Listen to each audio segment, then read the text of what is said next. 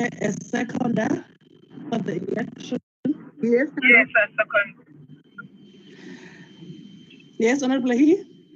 Yes, I seconded. Okay, thank you, Honorable She is seconding Honorable Maleka's election. Is there any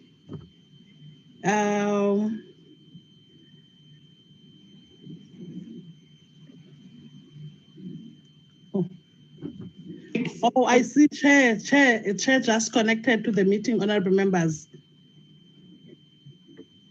Chair is back, Honorable Chabeleng. Can I give over to him? Yes. All right, thank you. With pleasure.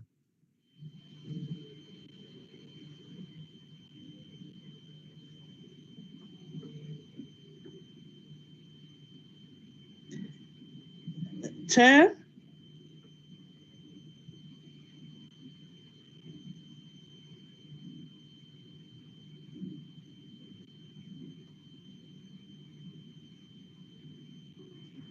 Chairperson?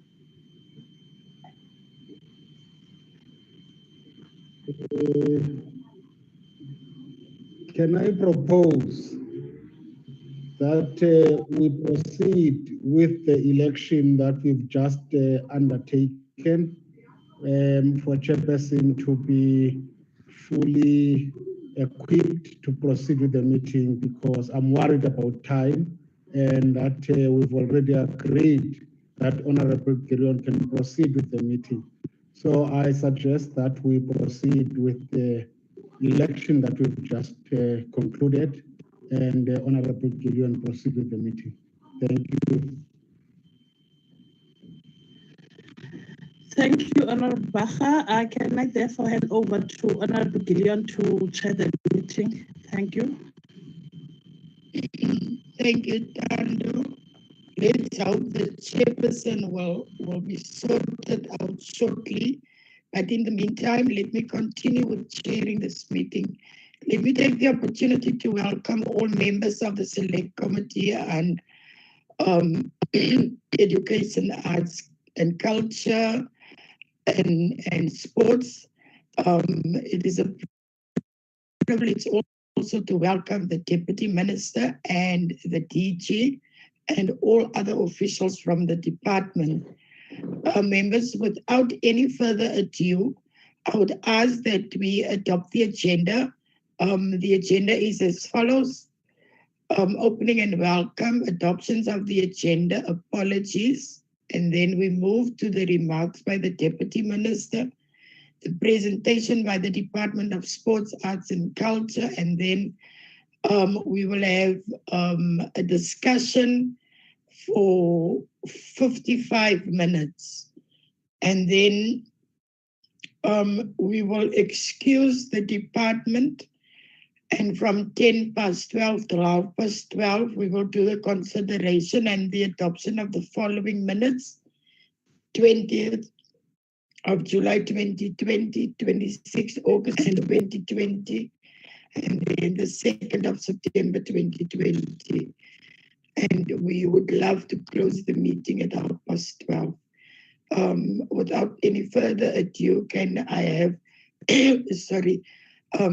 one of the members to move for the adoption of the agenda?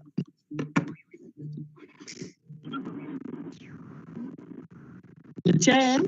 Yes. It's Ndongeni. I move the adoption of the agenda. Thank you very much, Member Ndongeni. Is there a seconder for the adoption of the agenda? Member Lehi, I see you. You. And Member Lehi, are you seconding? Yes, Chair, I do. Thank you. Then can I ask for Tandu if there's any apologies?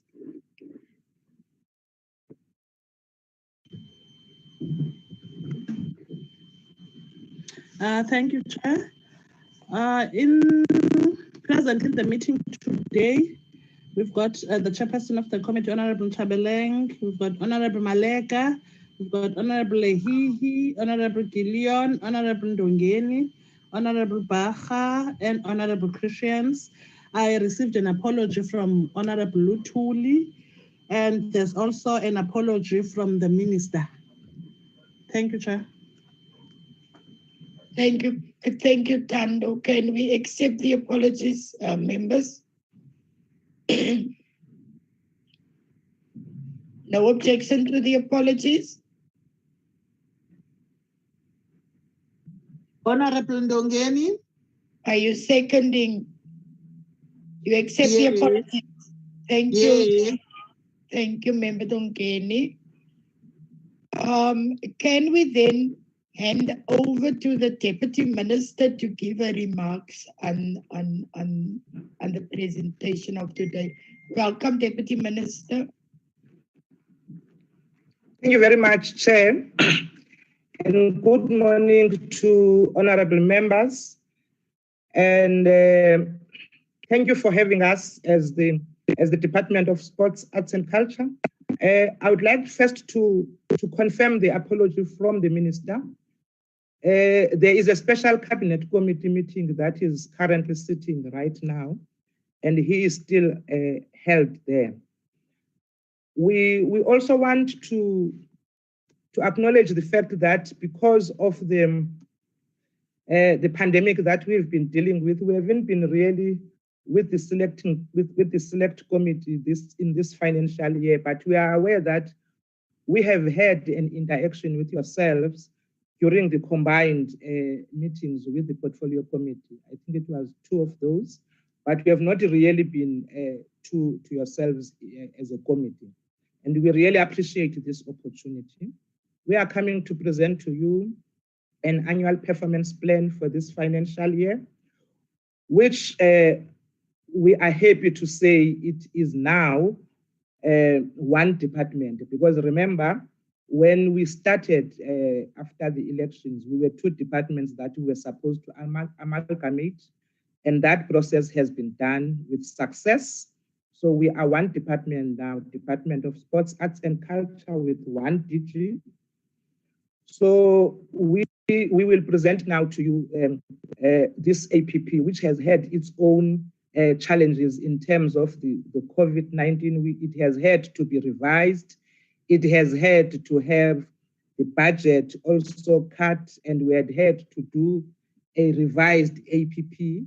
But we are happy that we are here, and the DG of the department, DG Mkhize, and the team are here to present to you. So I'm not going to be long, because I know it's a long presentation and you need all that information, because it has been some time that we really had interacted with yourselves. What is important is that despite all the challenges that we've been and we've had, the 4 programs of the department are working well, and they will be outlined to yourselves. But also we will be presenting to you the COVID relief that the department had to undertake due to the COVID-19, and how far we are, and what have been the challenges, and what lessons we can learn from yourselves. So without any waste of time, Chair, thank you very much for having us. I'll probably come back when the questions are being asked and respond to some, but for now, I just want to appreciate the time that you've given us. Thank you so much. Thank you very much, DM. We will now hand over to the DG.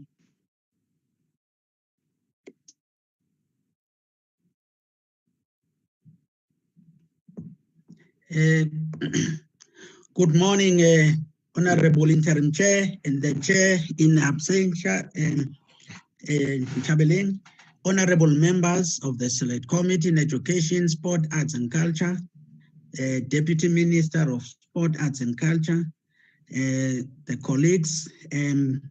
Indeed, we are greeting you. I have my colleagues, Honorable Chair, and my colleagues. I will just briefly indicate who they are.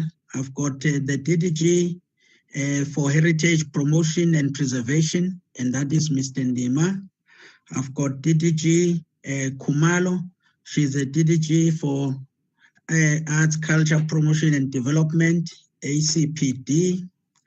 And then we've got the DDG responsible for sport and recreation component, and that is DDG Sumaya Khan. And then I've got the Chief Director, Head of Planning, and that is Mr. Dr. Jiso, Sakio Jiso. I've got then in my office, Lulama Dabankulu, the Director in the DG's office. We also have in our presence Dr. Mzalia, who is the Chief Director in my office. Those are, in a nutshell, the members here present, Honorable Chairperson.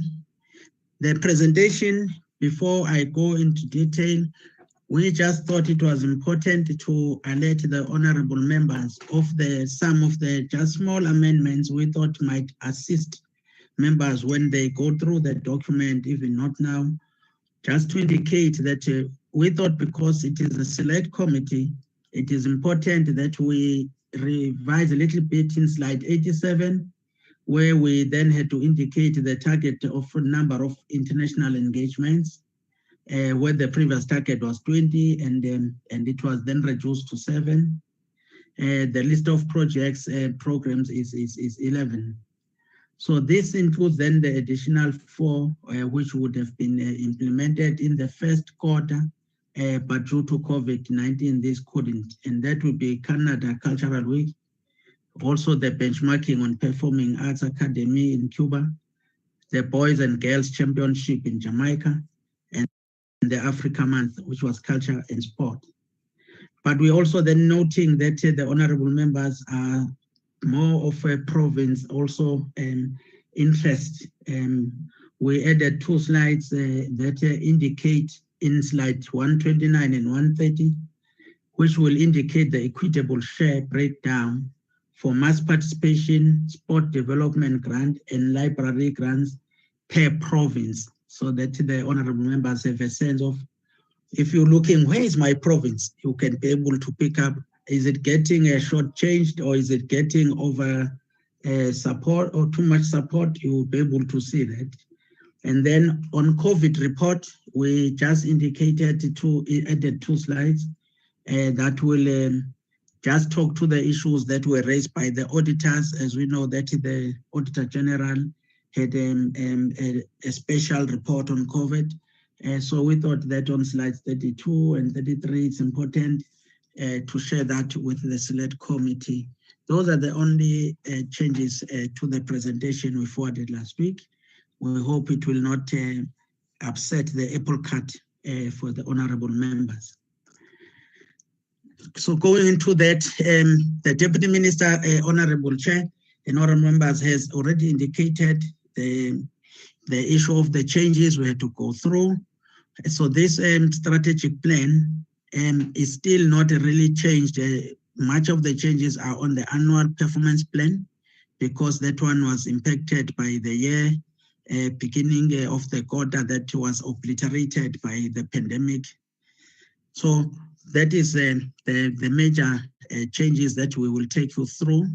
So on the strat plan, if we then proceed, I know this is inyanga yamagugu le lapha lesi sigatshe khona ngamasiko ethu, whether ngezolimi noma ngezamasiko noma ngendlela esiphila ngayo, kodwa ke nangendlela esigqoka ngayo sizama ukuthi sizikhumbuze ukuthi singakhohlwa ukuthi singobani.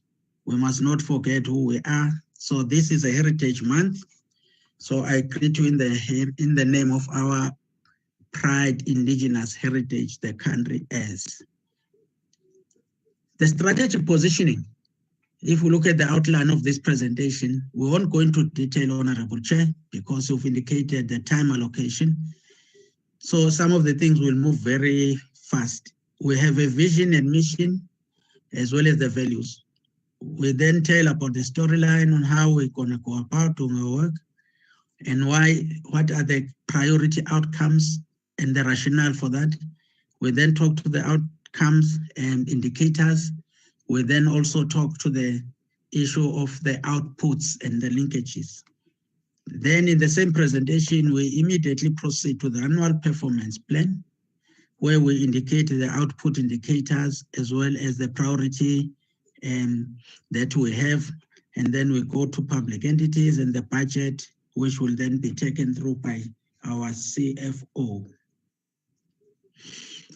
So the positioning of the department at a strategic level based on its mandate, the strategy of department is informed by a number of prescripts, international, national, as well as sectoral prescripts that guide our work in line with our mandate.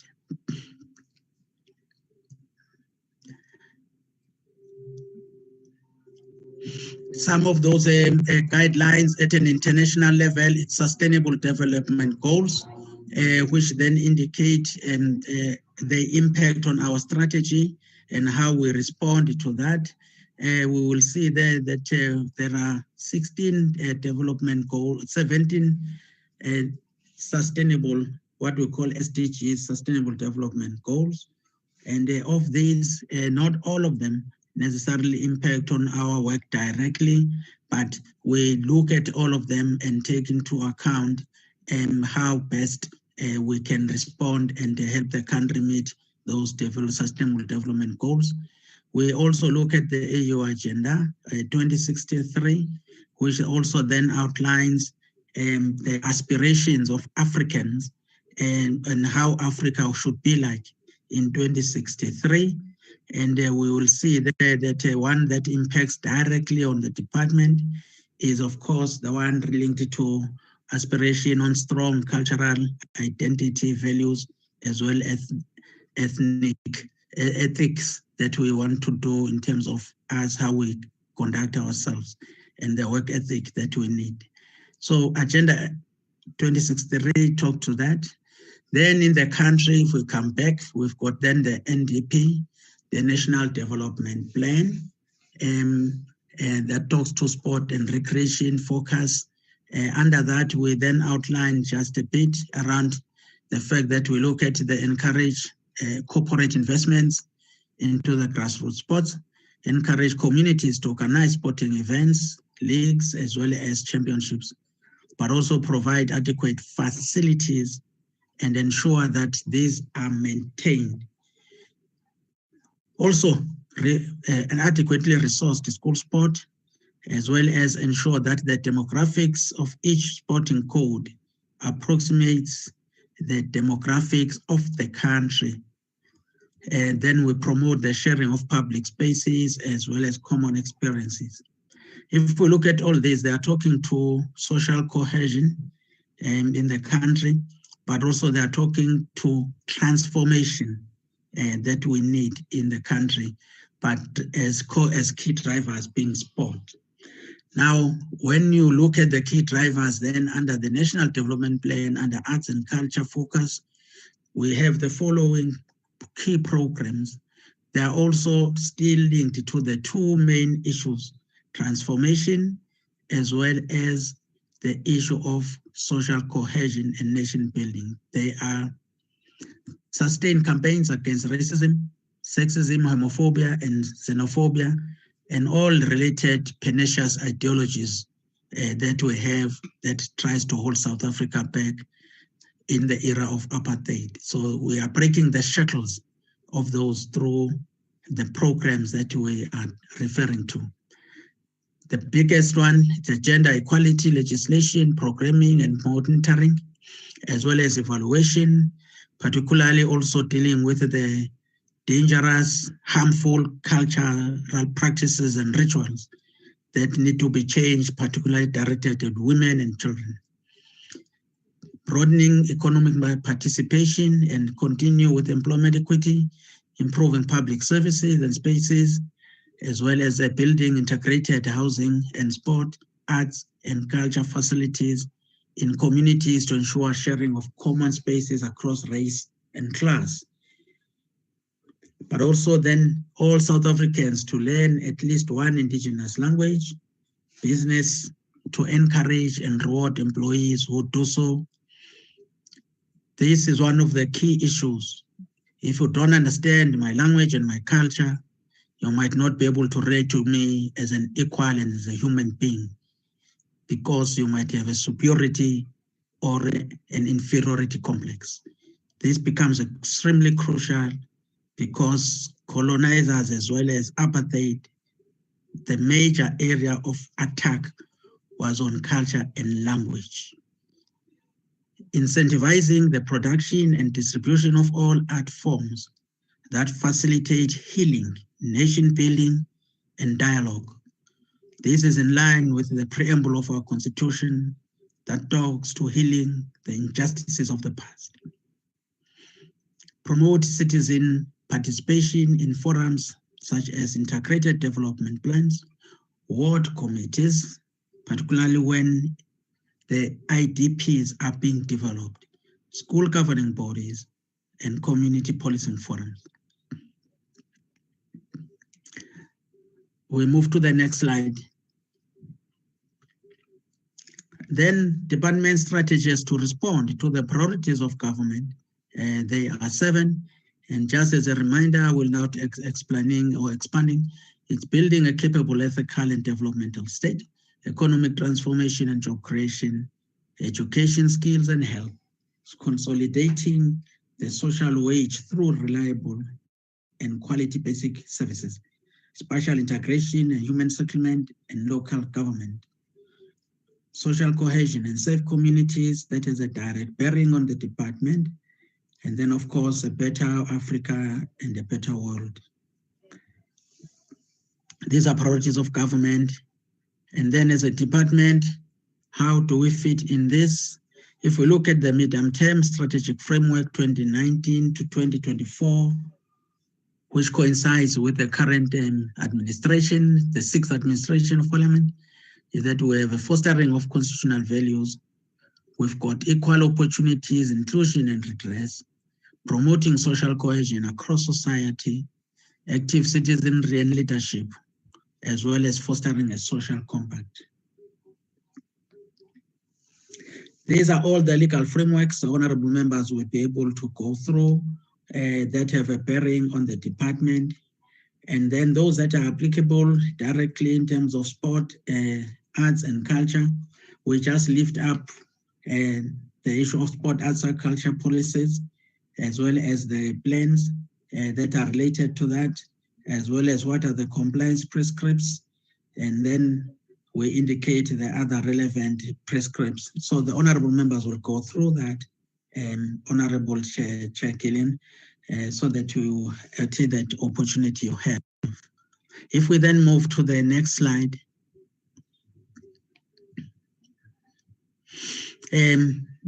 our mandate in short, based on the Constitution, we are saying that the honorable members to just note that the mandate of the department is responsibility towards sport, culture, heritage, and is derived from the Constitution of the Republic.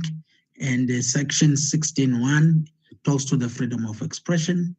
Section 30, if we look at that, we're talking to language and culture directly. Everyone has a right to use the language and to participate in the cultural life of their choice. But also the Constitution, without going into detail, it also then refers to access to information, and further the Constitution affirms the democratic values of human dignity and equality. In line with these constitutional imperatives, and the department has been assigned powers and functions to develop and implement national policies, as well as programs relating to sport, arts, culture, and recreation for the South Africans.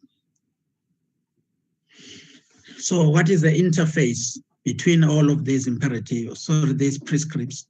The interface finds expression if we look at the international, in other words, you think globally, but act locally.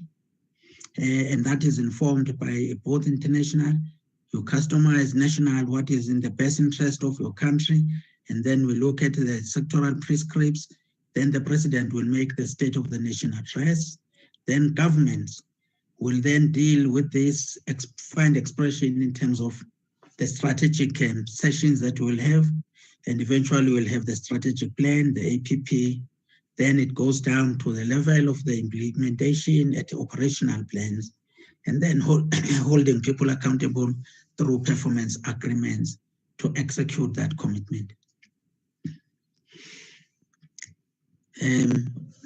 So the strategic plan, without wasting time, I indicated that we've got vision that talks to an active. As Deputy Minister indicated, Honorable Chair, this is a new department. We had to create a completely new vision, mission. So we have the new vision for the new department is that of an active, creative, winning, and socially cohesive nation. How are we planning to achieve this? Our mission is that we will provide an enabling environment for the sport, arts, and culture sector to foster also an active, creative, winning, and socially cohesive nation. So to achieve the mission, the objectives will include, among other things, development approach, in other words, providing skills and everything that required transformation. In other words, transform the sector, the whole value chain, whether it's in sport or arts, culture, and heritage, preservation and protection, particularly of our heritage, but also then promote sport, arts, and culture. The values that we have are in line with Batupele principles, which puts our people first in this country, then ensure that there is equality, innovation, particularly as we deal with the new normal imposed by the pandemic. There is no way that we can sit on our laurels. We need to have creative and innovative ways to still deliver services, but also to inspire the nation, even in the times of somber mood. Responsiveness, in other words, to be able to account to people as they provide, as they expect services, and we are able to give feedback timeously and promptly. Integrity, as we know, when we talk about the issue of governance, transparency, and clean governance and ethical leadership, integrity is of uppermost importance in fight against corruption and any else that can face the department. Professionalism, this is quite crucial, how we do business at a professional level, how we behave, how we conduct ourselves, are we in line with our value system? And therefore then professionalism becomes critical. Do we have the responsible people at the right places with the right skills? Of course, how do we then treat the clients who are South Africans? Accountability, this, of course, PFMA expect us to do that, and all other accountability instruments of government that we need to adhere by, even including accounting to Parliament for purposes of oversight. The storyline is just to indicate how do we get to our outcomes and our plans. I will not go into detail, but as you see, the interfaces between these levels, it's about priorities. Then we look at what will be the impact of those priorities, which is a transformed, active, creative nation. We then say, out of that, what are the outcomes we want to achieve?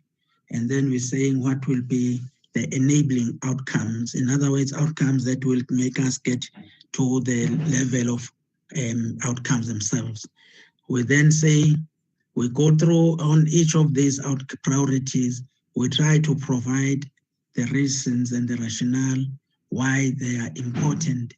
So, Honorable Chair, because of time, I think we can just indicate it's a priority one for us. Our outcome is about increased market share of as well as job opportunities created in both sport, cultural, and creative industries. We then take you through how that will be done. We then indicate the issue of the most important maybe aspect I just want to lift up here is that we need to ensure that we explore opportunities presented by sport economy as well as cultural creative industries economy, and that will include computation and or quantification of its contribution to the gross domestic product and job creation. People must not think we are about siyadlala la or siyacula la, siyadansa la. but there is fundamental contribution of this sector to the GDP of the country. We then continue with that and the increased market share. We're indicating then the breakdown. I think this is a slide that will just assist honorable members. People in cultural occupations, when you talk about the three challenges that are persistent in the country, we will remind ourselves it's both unemployment, inequality, and poverty. So now the cultural creative industries as well as support occupations are included. That's an expanded contribution at 7%. The domains that offer most jobs in the sector include visual arts and crafts, which is 44.3%,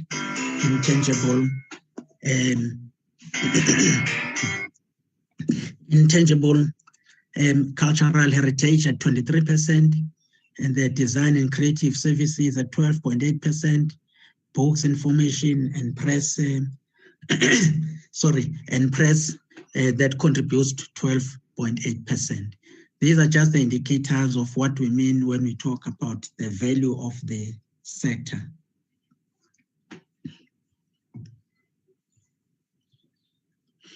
And then we continue there. The majority, if we look at employment, 86% of the cultural occupations are in South Africa are Black.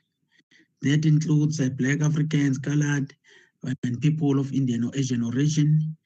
Although also the white people are still overrepresented when comparing the demographic makeup of the country. But at least 86% is Black. Then youth, in particular in cultural occupations, are more transformed than older workers, with 87% being Black. And then increasingly the diverse makeup of younger workers indicates that the cultural sector is indeed transforming and is likely to become more representative over time. I will not go into detail, but here, just if you look at the women in cultural occupations, is considerably lower than that of men. You will see the cultural occupations reflected in almost orange-like or yellow. It's other colors that it's very difficult, but it's both orange and yellow. If you look at male at 58.6, as well as a non-cultural occupation, it will give you 57. And then they will look at female at 41 and 42 percentages. Then, of course, the youth male, again, is higher than the young youth females.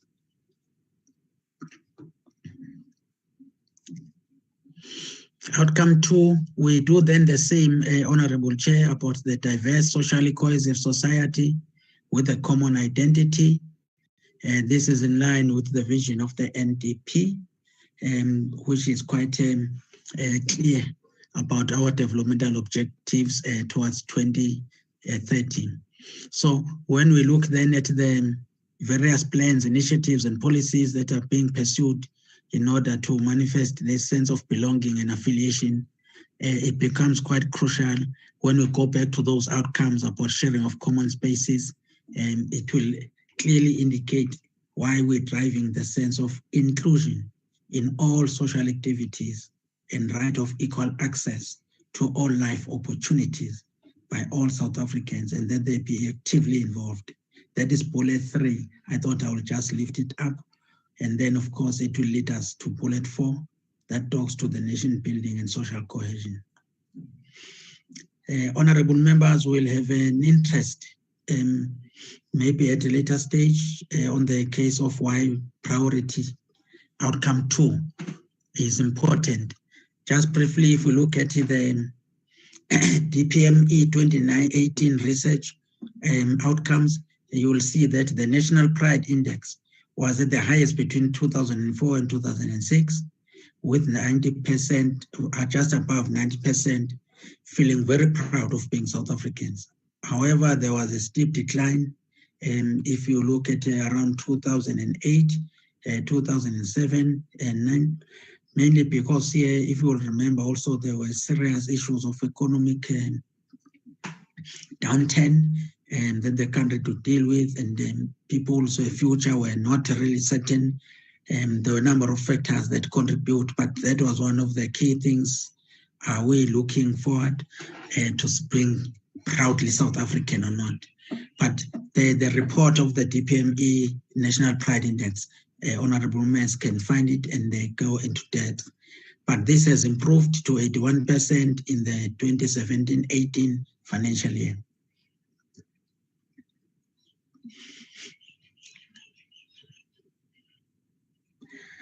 I think I will not go into detail. Let's just proceed because it talks to the honorable members. The time is not on our side. Let's go to priority 3, outcome 3.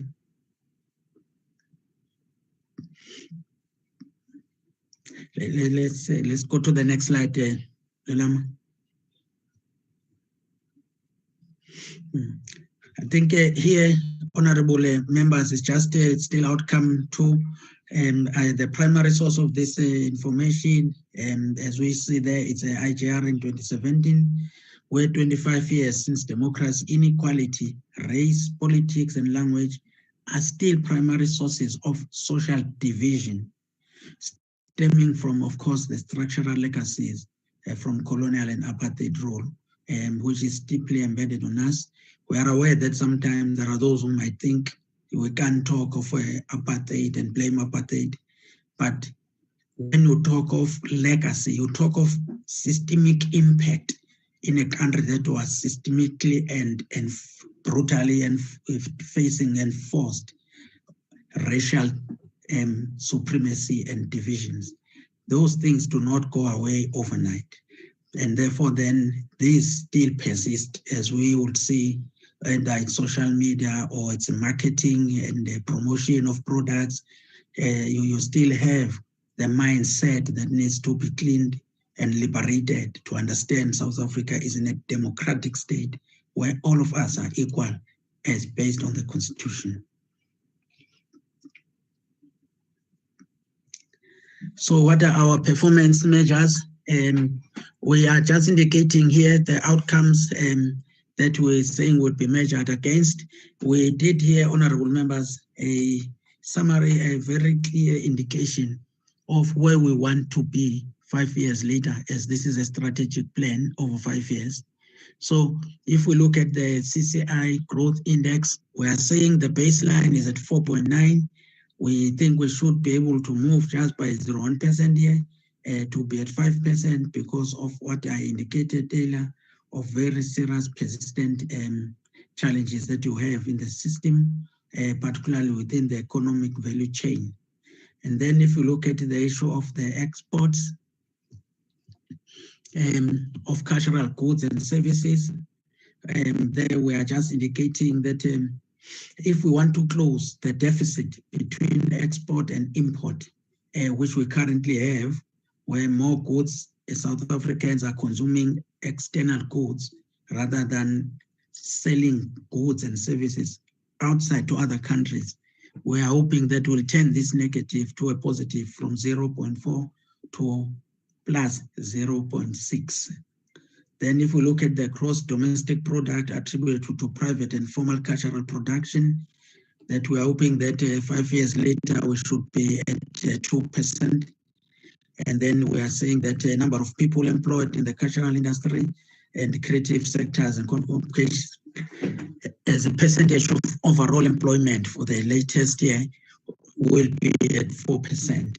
And then we're saying that the broad-based economic empowerment, procurement, spending should be, we're still keeping here the government target. Also, you might ask why 78, now 70. This is the target that government have set. So if we are able to continue to excel and go beyond the 70%, that is what we have to do. So the baseline, previously we were able to achieve 78%, but we want to make sure that we never less than the set target by government at 70%. Then employment equity, the issue here is about women and youth. Of course, let's move to the next slide.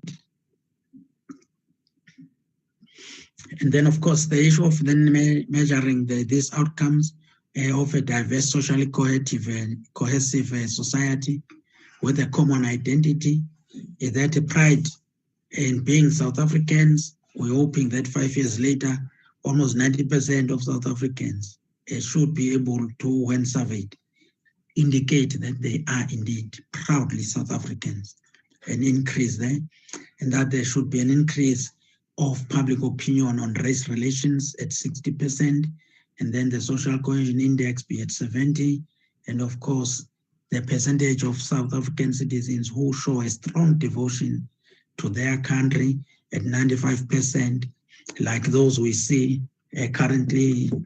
There is a movement that says, I'm staying. They are not packing their bags because they are having dual citizenships to leave the country. They feel strongly to be connected to South Africa. So that is what we are expecting will continue. The enablers, how will we achieve this? What do we need to do this? Then we are saying a transformed, capable, and professional sector.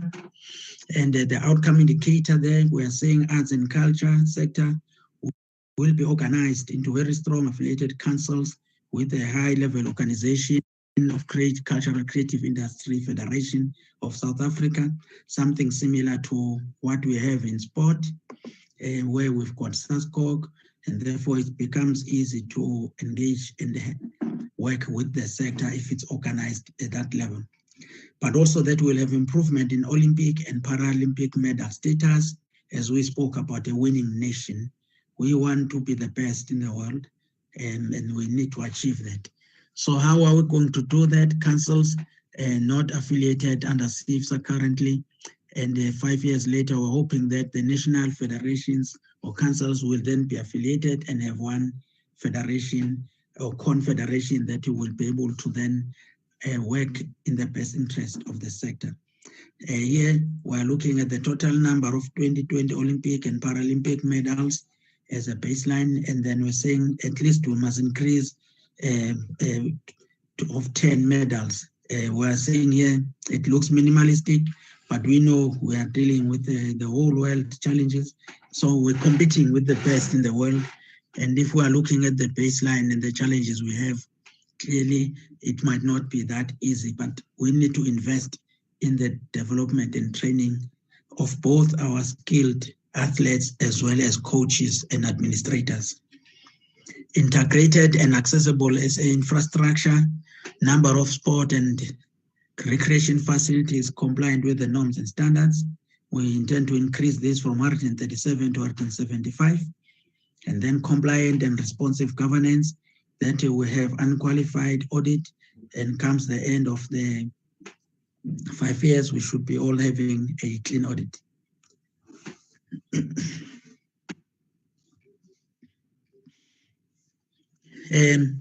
The output linkages, as we have them under economic transformation and job creation, we are again here having that interface and the linkages where we move from government priority about economic transformation. Then we're saying, what does this mean for the department? Is the increased market share and job opportunities in the sport, as we have indicated earlier.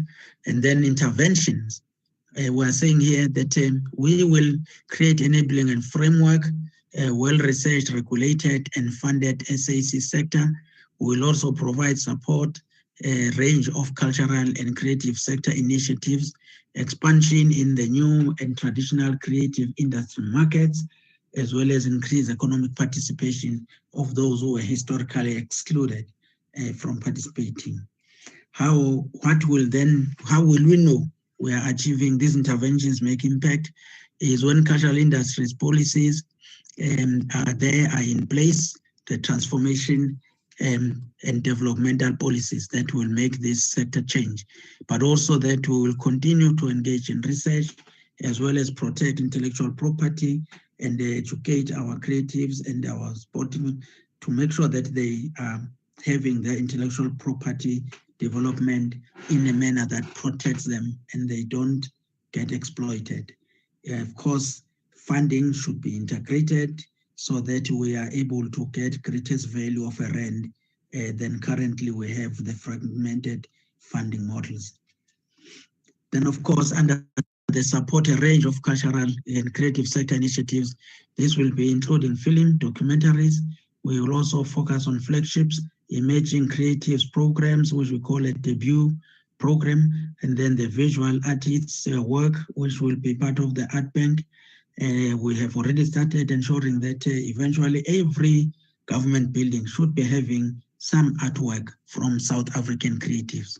Of course, we'll have a national orchestra, which we'll also be proud of, where all our young people can aspire to eventually have a participation at that level. Expansion in the new and traditional economies. We are saying here that market access programs will be implemented, including touring ventures, South African cultural exchange programs, cultural seasons with other countries, exporting our people, our creatives out of the country to showcase their talent, but also to benchmark and also have best practices and bring them back into the country. Sport and heritage tourism to be at the core, to make sure that this is utilized to also activate and strengthen the economy, marketing and promotion of South African cultural sites and events. I'm sure the honorable members know that currently South Africa has got 10 World Heritage sites. One of the things is to make sure we expand on that, because we have seen some economies in the world who have thrived even in the times when there is a downturn. They invest in heritage and cultural tourism, and it makes a difference. Then, of course, increase economy participation by those who were excluded in the past, that we will use instruments like procurement. We use also the development of the SMEs in the sector, but also drive cooperatives as well as the Black industrialists programs. Under social cohesion, we are saying that government says we must have a cohesive society and safe communities. Our contribution then is to make sure that there is a diverse social cohesive society with common identity. How are we going to do this? We're saying increase awareness on the Charter of Positive Values and national symbols, and therefore we'll conduct campaigns on this Charter of Positive Values, working with the Moral Regeneration Movement. Also, this will be including activations called #I am the flag. And then we've got workshops that will be conducted to advance the knowledge on national symbols, South African flags installed in all schools, as well as all South African other buildings. But monumental South African flag will be installed.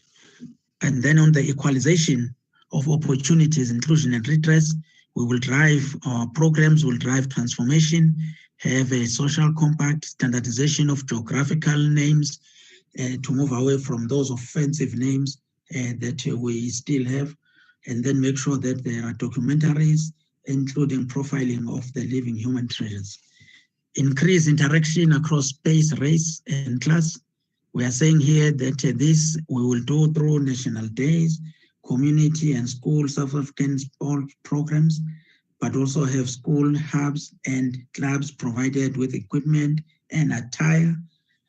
Celebrate Africa Month, ensure that there is social cohesion advocacy programs, community dialogues are conducted on the topical issues, and look at what binds us together more than that which divides us. National Convention on Social Cohesion will be held. Then we talk to the issue of the outcome talks to the education, skills, and health. We're talking here that, Honorable Chairs, we will be looking at the increasing of the awareness of what we offer. We'll also deal with issues of capacity building through academies. We'll also have South African practitioners who achieve success at international events and be able to export their goods and their trade and their products, but also be able to exercise their craft internationally on the international stage, but also then capacitate, organize, and professionalize the sector. And we then outline how we will do that in terms of the outputs below. But I was just giving small examples in relation to that. Can we move? And then, of course, here we also talk about spatial integration, human settlements, and local government. That is what the government priority is. But for us, then, as a department, we have to look at the access to information. We have the memory of the nation called the National Archives. That must be state-of-the-art and be upgraded, be technologically compliant with cutting-edge technologies of today, so that they can be accessed by anybody, irrespective of my locality. Libraries that must continue to be built, and you will see the targets that we have later. And then, of course, documents that are translated and edited so that they are accessible in the languages of people's choice as we promote multilingualism and multi-human language technologies that help us to translate some of these things from different languages. And then, of course, legacy projects in terms of infrastructure, we will continue with those, but also have a number of provincial resistance and liberation heritage route sites that will be finalized currently. We're talking of 3 per province. And then we've got resistance and liberation movements museum. This is about telling the story of never again, and that this country will not be a scourge of the world just because there is superior race over the other. And therefore, then we are saying, similar to what the Jews have, similar to what the Rwandans have, South Africa needs to have this story told. And this museum will become the centerpiece for that. And then the National State Theatre of the Art, so that if we want to have anything of national and international importance, we know where to go, but also providing the platform for creatives to practice their craft in a well-equipped state theatre. Community art centers to be refurbished, as well as sport infrastructure projects be implemented to make sure that our children do not loiter around and have places to go after school to be able to play and do whatever they have to do in terms of their growth and development. We'll have multi-purpose hubs that we will create in terms of that. That is what we're saying about the spatial integration, so that there is no difference between rural, urban, or peri-urban in terms of infrastructure and access to quality facilities.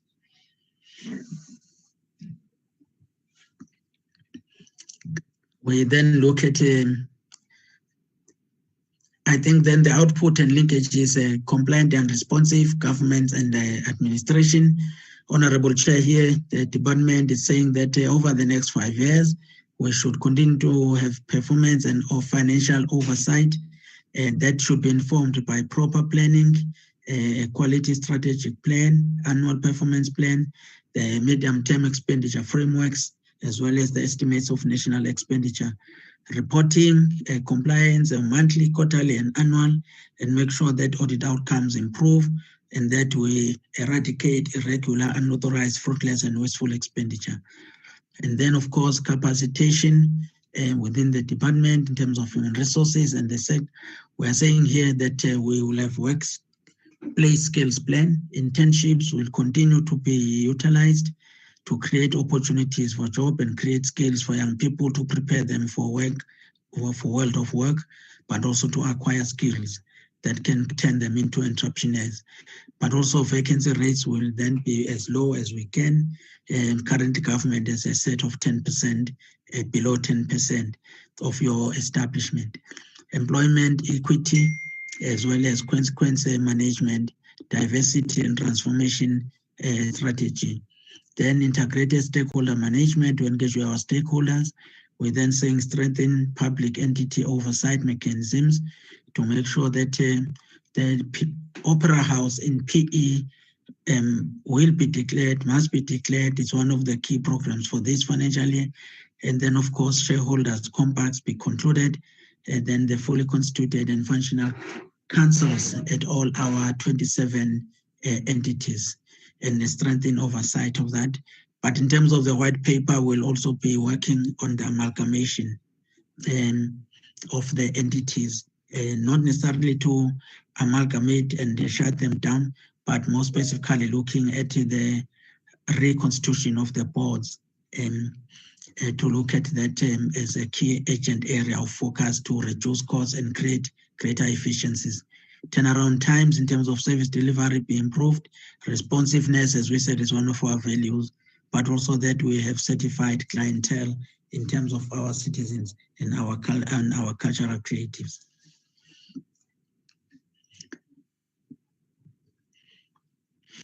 So because I've outlined most of the details there, I would like to look to move with speed and not go into the detail of context. Let's go to the table of what are the deliverables, and the honorable members will then be able to go through the plan later.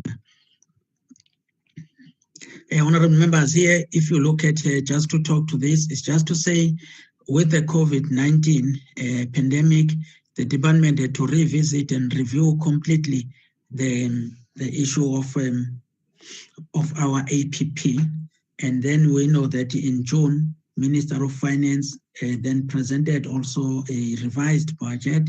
And in line with that, departments had also reprioritized budgets to fight the pandemic.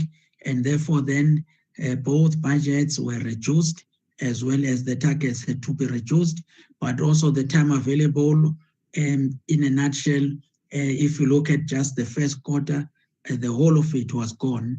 We were under lockdown. And then the second quarter with this sector, based on the interface and working with people, we had no choice but to make sure that we revised down, because we have taken the longest beating by this COVID pandemic in terms of its impact on our work.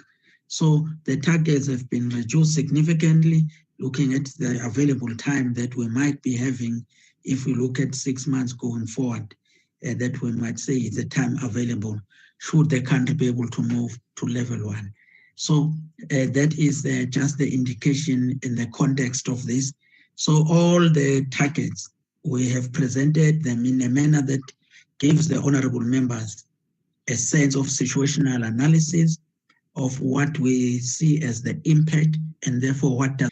So this one here is a situation analysis on program 1, and they're dealing with the indicator of the number of services modernized.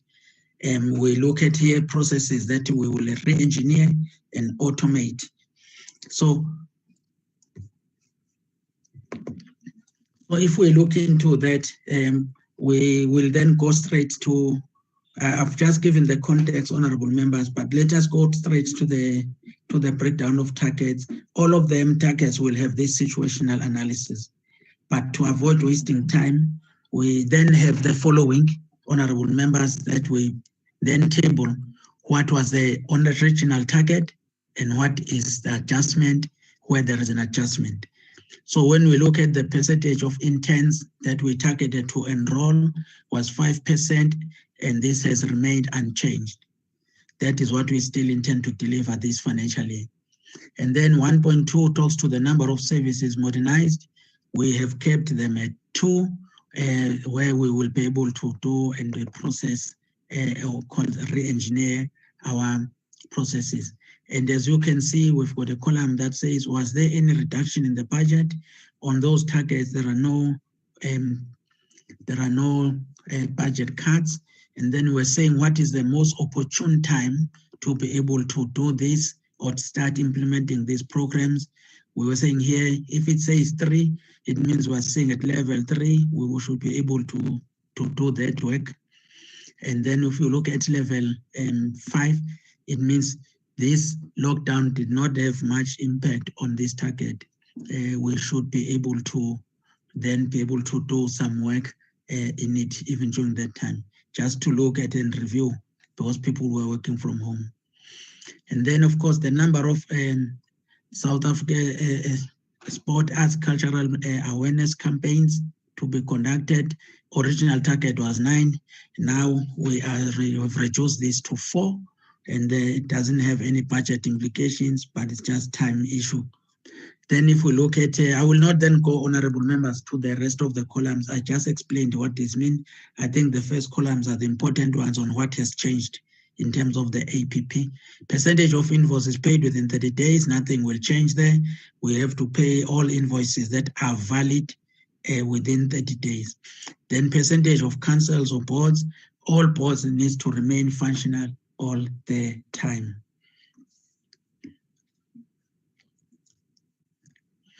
Then program 2, we did the situation analysis. Program 2, honorable members, just to indicate what does it deal with. It's deal with national sport and recreation, and that is why then we talk of recreation development as well as sport promotion program as new department. So we have done this particular program is one of the hardest hit programs, and you will see the reductions and the fact that some of the programs depend on schools, and therefore then if schools are closed, we can't. Some of the programs depended on mass participation and the big walks and all those things could not happen under lockdown. So the budget also then is severely cut in this program. So if we go to the slide that talks to that, the financials, if we look at then this one, just to bring attention of the honorable members, this program was allocated 1.4 billion rands, and this budget allocation has, however, been reduced by almost just 1.1 billion rands because of the effect of COVID-19. In addition, an amount of 120 million rand was reallocated to COVID-19. So we are having a program that is really, really hardest hit by COVID-19.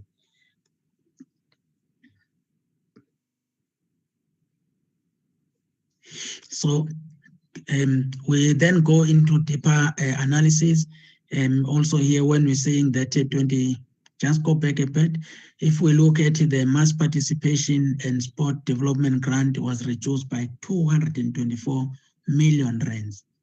Since the grant is regulated through the mass participation and sport development grant framework, which enables the drawing of business plans, and the reduction of the grant then amount means that the provinces request the deviation department or the sector reviews the framework and related business plans. So a total of 407 million rand was cut from the transfers of infrastructure grants entities for purposes of infrastructure development. So as a result, the overall impact will be shortfall of the budget in outer years of project implementation and the achievement of the initial infrastructure plans. Then we go to the deliverables.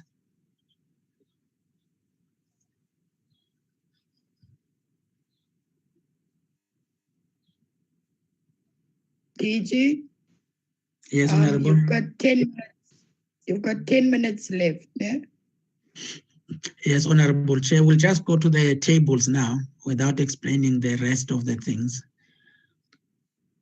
Yes, then on program 2, we're just indicating that the cuts, we look at the number of athletes supported from 80 to 40, the number of athletes supported by sports academies from 3,700 to 1,850, the number of sport and recreation reduced from 8 to 2, the number of people actively participating in sport and recreation reduced from 46,000 to 2,400.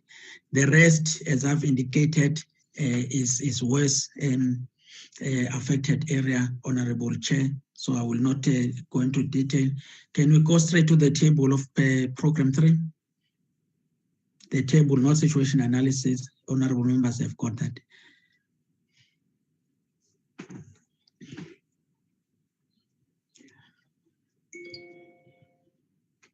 Program 3, can we move to the table?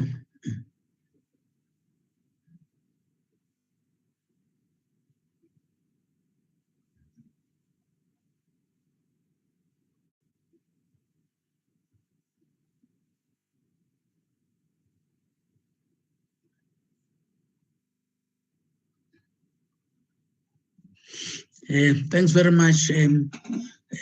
The program 3 is the one that deals directly with the sector in terms of artists and creatives, mostly. and providing opportunities for them. It is called Arts, Culture, Promotion and Development, ACPD. This program is also quite hit as we look at it, as we know that a number of events are taking place under this program, and we find most of those events, whether it's flagships or it is touring ventures or it is cultural seasons, they are funded through this program. So there is a number of changes here, a number of multi-human language technologies. There was no change, but just to draw attention to members in 3.4, that is where the change is: international market access from 12 to 6, 3.5, number of capacity building projects financially supported from 20 to 14. And then if we look to the next one, just to draw attention, 3.7, it's a reduction also there, as well as 3.9. There is a reduction there of 50% from 20 to 10. And then also from 3.10, it is reduction from 4 to 3. And then 3.11, reduction from 20 to 15.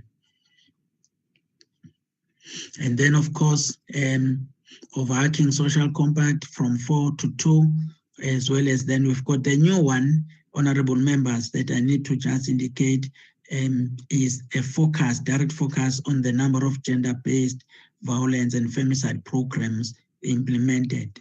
These are programs that are profiling the gender-based violence and femicide. And we have said we will have a program that focuses on that.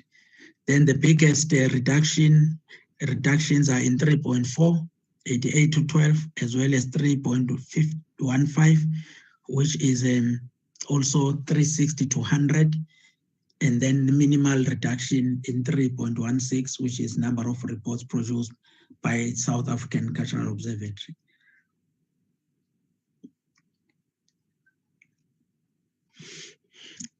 Can we move to the next slide? Okay, then we've got here, this is program 4, honorable members. Program 4 is the one that deals with heritage preservation and promotion. And therefore then we have here the bursaries that we offer to students who are focused on the heritage. And here there is no change. And then also the human living treasures. Human treasures is where we are downloading, if I were to use the computer technology language, that we get the established human treasures in the field of arts, culture, heritage.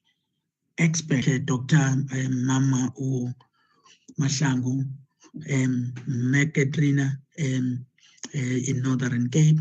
We then sit with them, get how did they go about to take their craft to the levels where they are.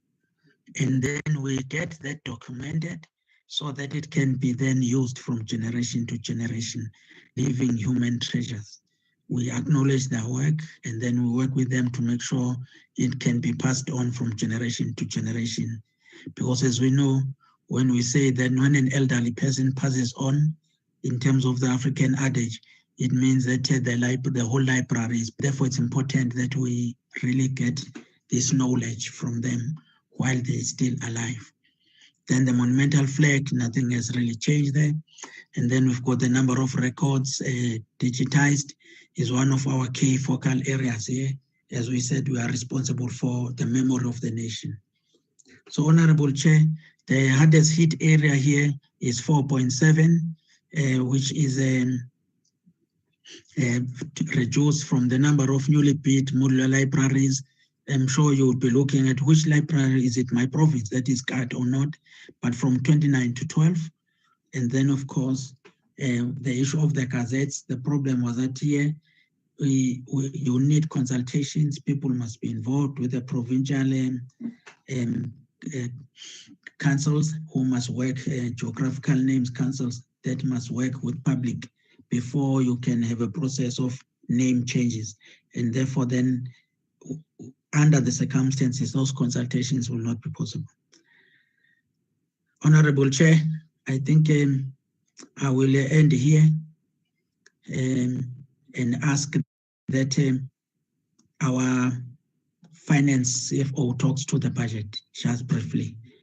I tried to cover most of the financial implications, so he can just summarize. Thank you, DG. Let's give over to the CFO. Thanks, Honorable Chair and Honorable Members. As the DG have indicated, I will summarize very quickly, just present some few slides, but to give it constant is that because there was a national disaster declared by the President following the Disaster Management Act of 2000, in terms of the Disaster Management Act of 2002. So the government has to act swiftly to minimize the economic impact of the pandemic. This means redirecting the resources.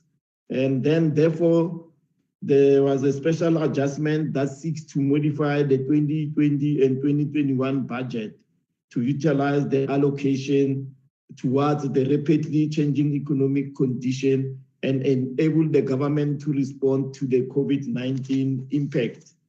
Therefore, there have to be a revised financial framework, which there was a substantial revenue losses emanating from the economic shock due to the lockdown. Just to note that all other adjustments not included in the special adjustment bill will be tabled in October next month on the adjustment budget. In terms of our department, the adjustment were as follows. We as a department, we've got 5 buildings or 5 sites which have to be supplied with personnel protective equipment. And in order to do that, we have allocated 5 million. We reprioritized 5 million towards acquisition and payment for public procurement equipment. And then furthermore, what we did, we have reprioritized 130 million as follows. 62 million has been reallocated nationally and 68 million to be transferred to provinces. Out of this 68 million, 58 million is from the mass participation grant and 10 million for the community library. So in terms of provinces, you'll see I've got 2 slides that shows what happened with this. Furthermore, there was a environment or a shifting of funds which was approved for 120 million, which was granted by National Treasury. And the following tables depicts the detailed allocation for the sports, arts, and culture sectors. I've already talked about the 5 million, and now for the sports trust, we have already transferred 10 million for the sports beneficiaries. And to Business Arts South Africa, we transferred 27 million. And for the NNVF, 30 million. And for goods and services, we allocated 10 million. And NNVF again, 18 million, and NAC 20 million. That makes 120 million. And in terms of the transfers to provinces, is as follows: 58 million for the mass participation grant, and then for the sports trust, 62 million, and 10 million for the library conditional grant. If I can just go to one table which shows the new allocation for the department, and I will just summarize that in terms of next slide, please. Next slide. Yeah, this is actually the summary of the department at the summary level. For program 1, 451 million, the budget was reduced to 449. And for program 2, recreation development and sport promotion, the budget was 1.4 billion and it reduced to 1 billion. And for arts, culture, and promotion, the budget was 1.2 million and it reduced to 1 billion also. For heritage promotion, the budget was 2.5 million and it reduced to 2.1 billion because of the special adjustment. And in total, you can see that the budget was 5.7 billion and it reduced to 4.7 billion. If you go to the last 2 slides, just to show the members in terms of the provinces, what was the effect to the provincial allocation of the mass participation grant. Members can see that the original allocation in total, it was 620 million, and it was reduced by 15 million, and now the allocation is 605 million. And then in terms of, if we go to the next slide, for the library conditional grant, the allocation was 1.5 billion and it reduced to 1.4 billion with a reduction of 94.7 million.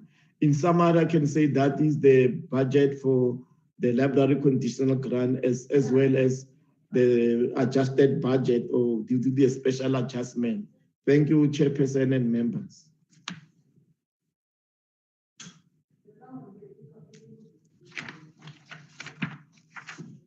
Thank you, CFO. Is Chairperson Chabaleng back in the meeting? Yes, I am, Chairperson. I'm connected from the car now. I managed to get a spot where there's reception. Okay, so welcome. I'll put my video off most of the time because, you know, I'm out in the... Okay, can I hand over to you to handle the question and discussion session, Chairperson? Yes, thanks a lot. Okay. And yeah, and let me take this opportunity to thank you, Chairperson, for having kept the fort when my rural infrastructure challenges were above my ability to, you know, to make intervention. And thank you very much. And also thanks the members of the team, you know, for having continued with the meeting up to this.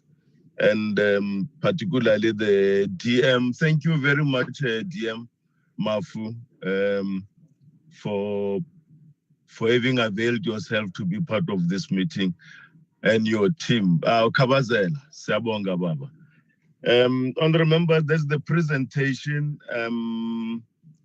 I'll need assistance in terms of the hands. They say raise your hand icon on our system, and those who want to talk will have to raise their hands using that system. And those who have been challenges with that system, oh yeah, I see Honorable Gillian, Honorable Maleka, Honorable Ndongeni, in that order. But also I'd like to say, DM, that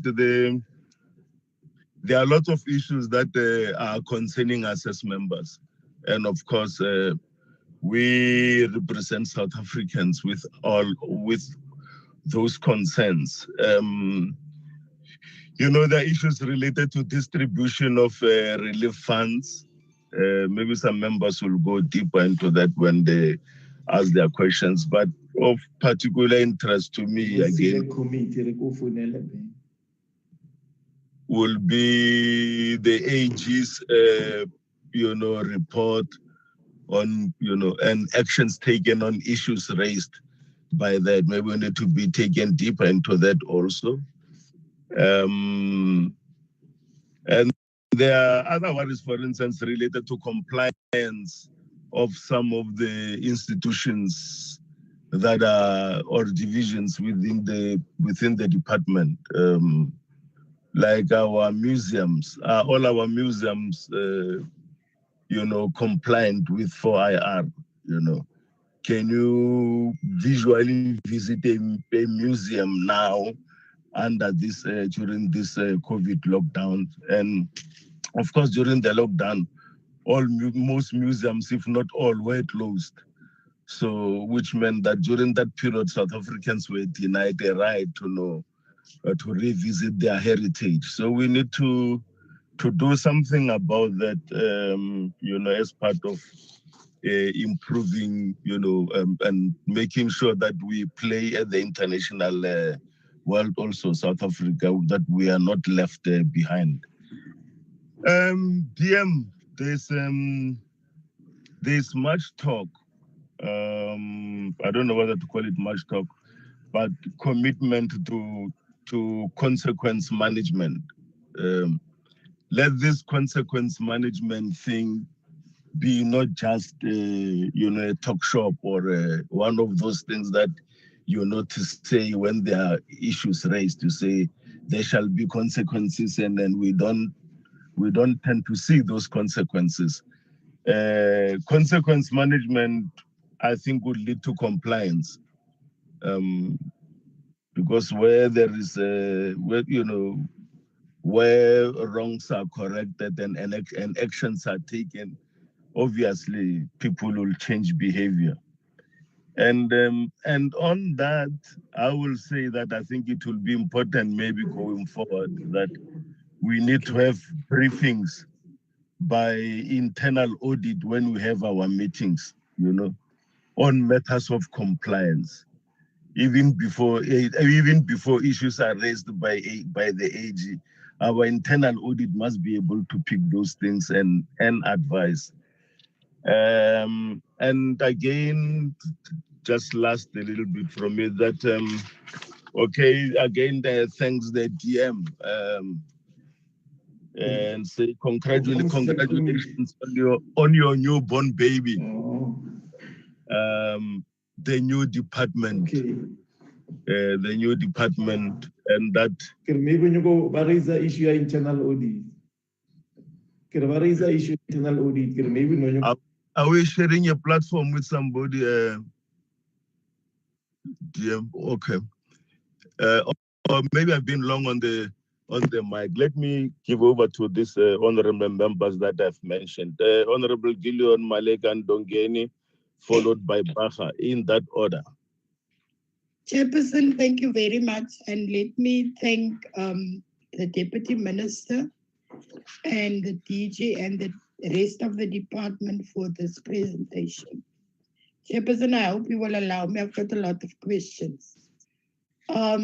Firstly, Chair, I think one of the great concerns is on slide 32, is the Auditor General highlighted issues regarding the relief fund, such as double dipping.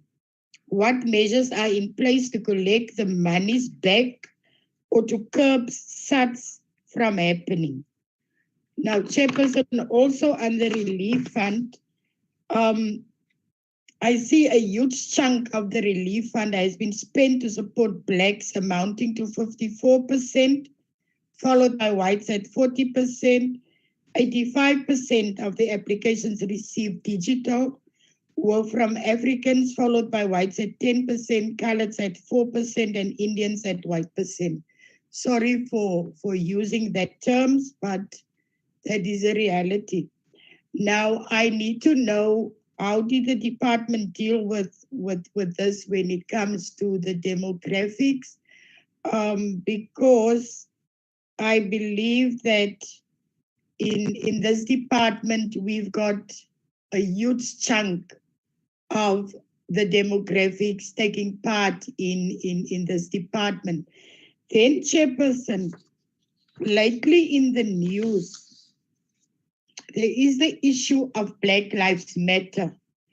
And I also want to congratulate the Minister, Deputy Minister, and all the new DGs and staff of this department that you achieved to get now one department with one DG. I think it will make life much easier for all of us in this country. But lately in the news, Chairperson, there is a lot of concerns regarding Black Lives Matter, especially in the sports sector. What plans do this department have to give attention to this issue that is highlighting worldwide in our country?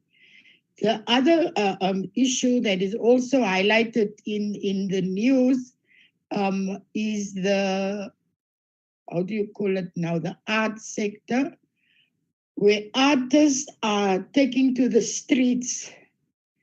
And I also need to know how the department is handling that issue, because arts and culture and sports is very important for social cohesion in the country. Then, Chairperson, two issues that I've raised previously with the departments when they was before the select committee. The one issue has to do with Ezekiel museums and the HR and how they handle it. It was in the media just before lockdown. There was also the union in loggerheads with Ezekiel Museum and how the department has handled that. And then also the issue of Robben Island that I highlighted also in a previous meeting. How far are the department with the Robben Island plans? And also how far are the department with the intervention between the staff members, if I may say it like that, and the management of Ezekiel Museums, because that is a burning issue. Thank you, Chairperson. I think I'll leave it there and give other members also the chance to ask questions. Thank you very much.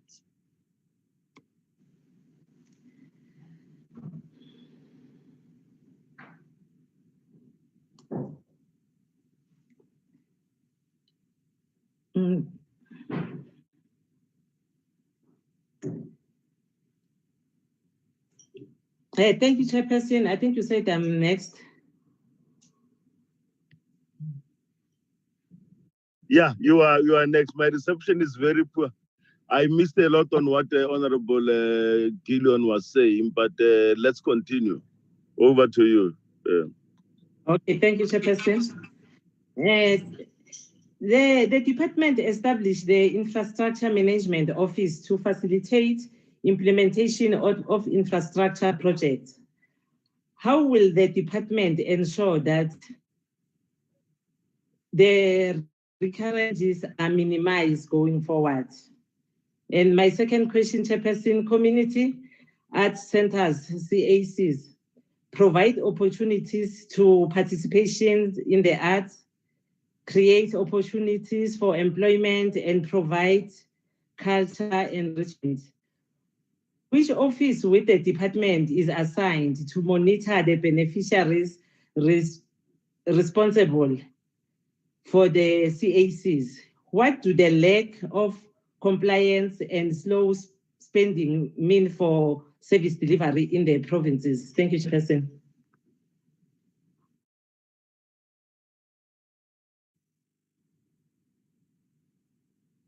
Yes, the next is Honorable Ndong. Yes. Maybe it's me, eh? Yes, and Ndongeni, Honorable Ndongeni. Okay, thank you, Chair. My question is, does the department have the list of those beneficiaries who did not submit their final report? If so, can they furnish us with the details of those beneficiaries? The second question, how many vacancies they have in the department? Because they have 26 interns employed until October 2020 as a stopgap measures, resulting in a vacancies of 14 positions against the HRBP hand count target. What functions do the interns perform in light of the unfilled vacancies? Do any of them qualify to apply for the vacancy positions? Okay, the last one. In light of the fact that the CAC awareness activity have been reduced from 9 to 4 with no budget cuts and those campaigns held virtually, what has been the participation rate and the impact of those awareness activities? Thanks, Chair.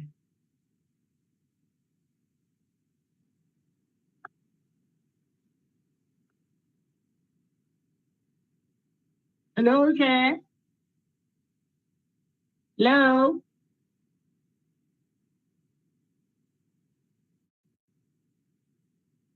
Anybody hear me? Yes. Thanks, Chair. Member Dongeni, are you finished? Yes, I'm finished. Okay, can we move to Member I'm Baha? going to take another bite. Okay, Member Baha. Thank you, Chairperson. Chair, let me also welcome the report by the department and also mention that we can see that there's work that's being done, and that's more commendable as well. However, Chairperson, I have just 3 questions that I want to raise. And one, it has to do with school sports. Given the challenges and shortcomings of COVID-19, what plans does the department have to support schools and school sports going forward? The second one, Chairperson, is on the issue of gender-based violence. I saw on the report that there is mention that it's kind of raised over the period. But what I want to check is what is the department doing, or what changes is the department doing in ensuring that we are able to contain or lessen the impact of gender-based violence? And the last one, Chairperson, is in terms of the reimbursement. I think this is something that we've been talking about previously as well, that there were people that were not paid, there were people that were paid, and so there's been a kind of outcry from those that were not paid. And what I would want to get is a sense of whether is the department now in control of such, and if that's the case, how is it dealing with it to ensure that at least there's not much of an outcry from a sector of the population saying others are getting, others are not getting. So just to get a sense, Chairperson, as to how far has the department gone in trying to achieve that. Thank you, Chairperson. Thank you, Member Baha. Let me also then, I've got a question also on page 12 of the slide, DG, on the provincial breakdown. There's 121 million and to date only 17.8 million has been spent. Can you tell us what is the set time frame for the total expenditure of this total? And then also that the greater number of applications is from Gauteng compared to other provinces. And can you also inform us what informed that Gauteng is getting the greater chunk of this fund? Thank you. While Member Chabaleng is still not available, I will hand over to the Deputy Minister, the DG, and the CFO. I think, Deputy Minister, will you start first? Can I also say something, Chairperson? Are you back? Yeah, Okay. I'm on and off. Yeah, Okay. that is the last one from me. I think on issues of museums and heritage sites. I think our museums are somehow ranked. They are not treated the same, and they don't have the same ranking, even in terms of the staff and all that. But I'm worried more about Robben Island as a World Heritage Site. And I'm also concerned about Robben Island Museum, which is one of the greatest inheritance of our people. And that the custodians of the museum, many of them are still alive. That is, those will be those who served their term in that prison, alongside the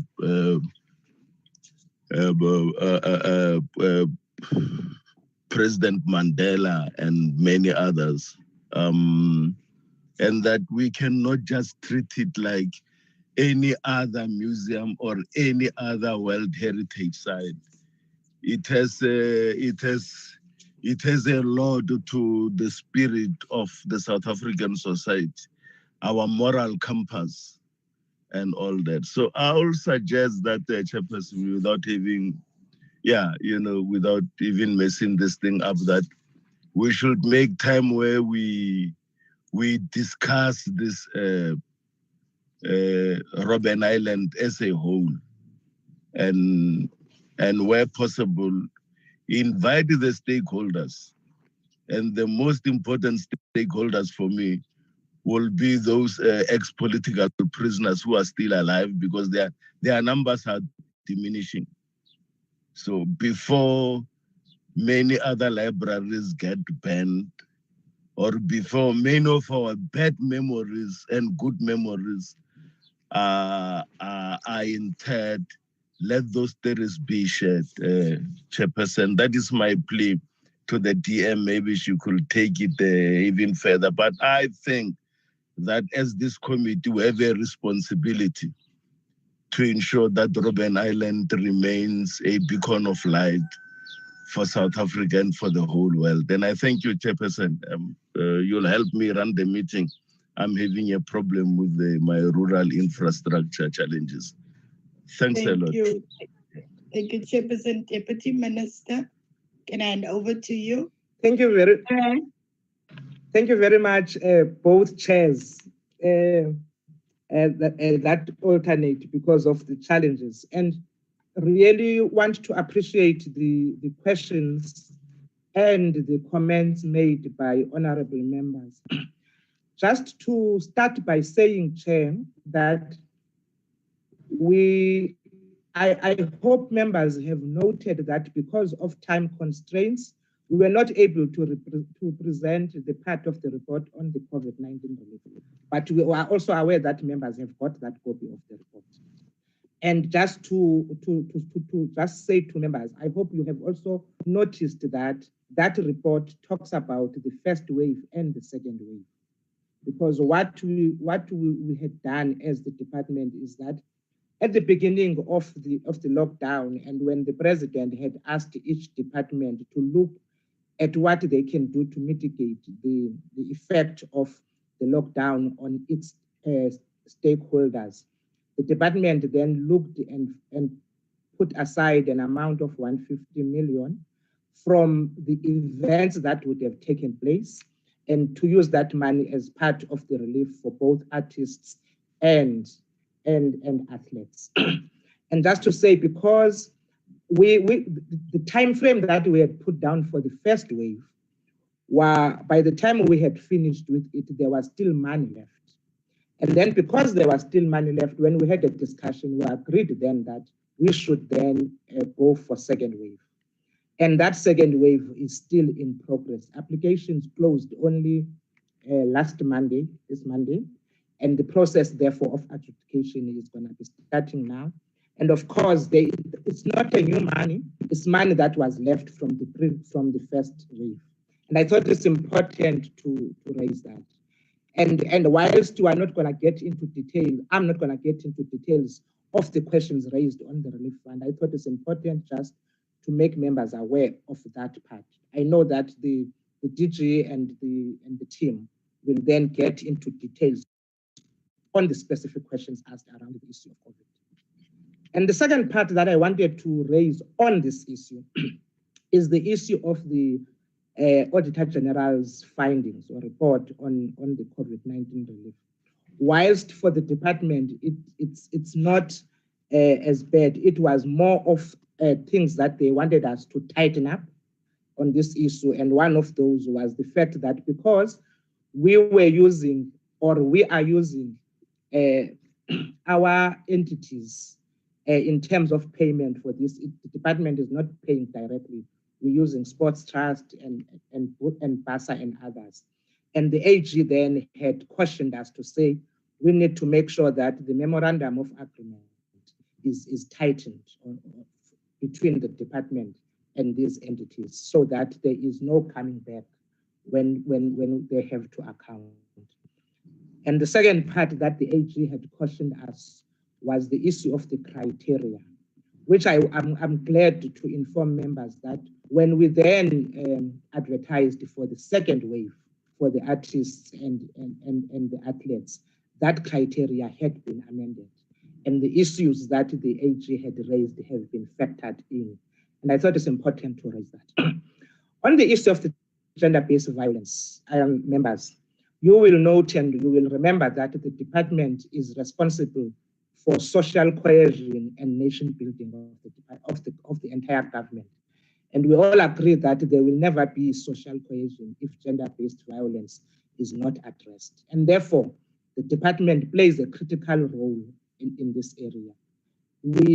Whatever the national strategic plan that the government has agreed upon, the department played a critical role in making sure that even though it sits with the Department of Women and Youth and People Living with the department is at the presidency, but this department has a critical role to play. We therefore have programs that we undertake, mainly which are educational. And the department has been tasked to report on a weekly basis at the presidency. There's a task team or a stakeholder team that is looking at the issue of gender-based violence. And it's a critical area that all departments in government have to report on this. The issue of the school sport, it's one area that as the department, we are not very happy with the progress we have made on this area. Simply because members will remember that there is a memorandum of understanding between ourselves and the Department of Basic Education, because scholars are not ours. They fall under the Department of Basic Education and the schools themselves and the teachers. We then needed to have this memorandum of understanding. We are not happy on how it is being implemented, and therefore the minister and both ministers of basic education and the Minister of Sports, Arts and Culture have had an engagement in the last month on this issue. And there's a team led by both DGs that is looking at how we make sure that this memorandum of understanding is implemented to the latter to make school sport more effective, because we know that that's where we are able to unearth talent. We would probably come back. I know that this committee is very busy with many departments reporting to it, but I'm sure that once that area has been finalized, even if we don't come, but we will finish the committee with the report to make sure that you understand what is going on in that area. I thought I wanted to comment on those areas and allow the team then led by DG to respond on specific issues. Thank you very much, Chair.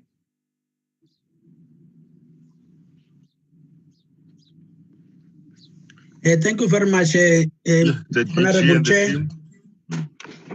Honorable Nchabele, Chairperson. Yes, I hope that the broadband will move very fast. We need our leaders in our midst. So I hope that the system won't kick you out again and again. But good to see you.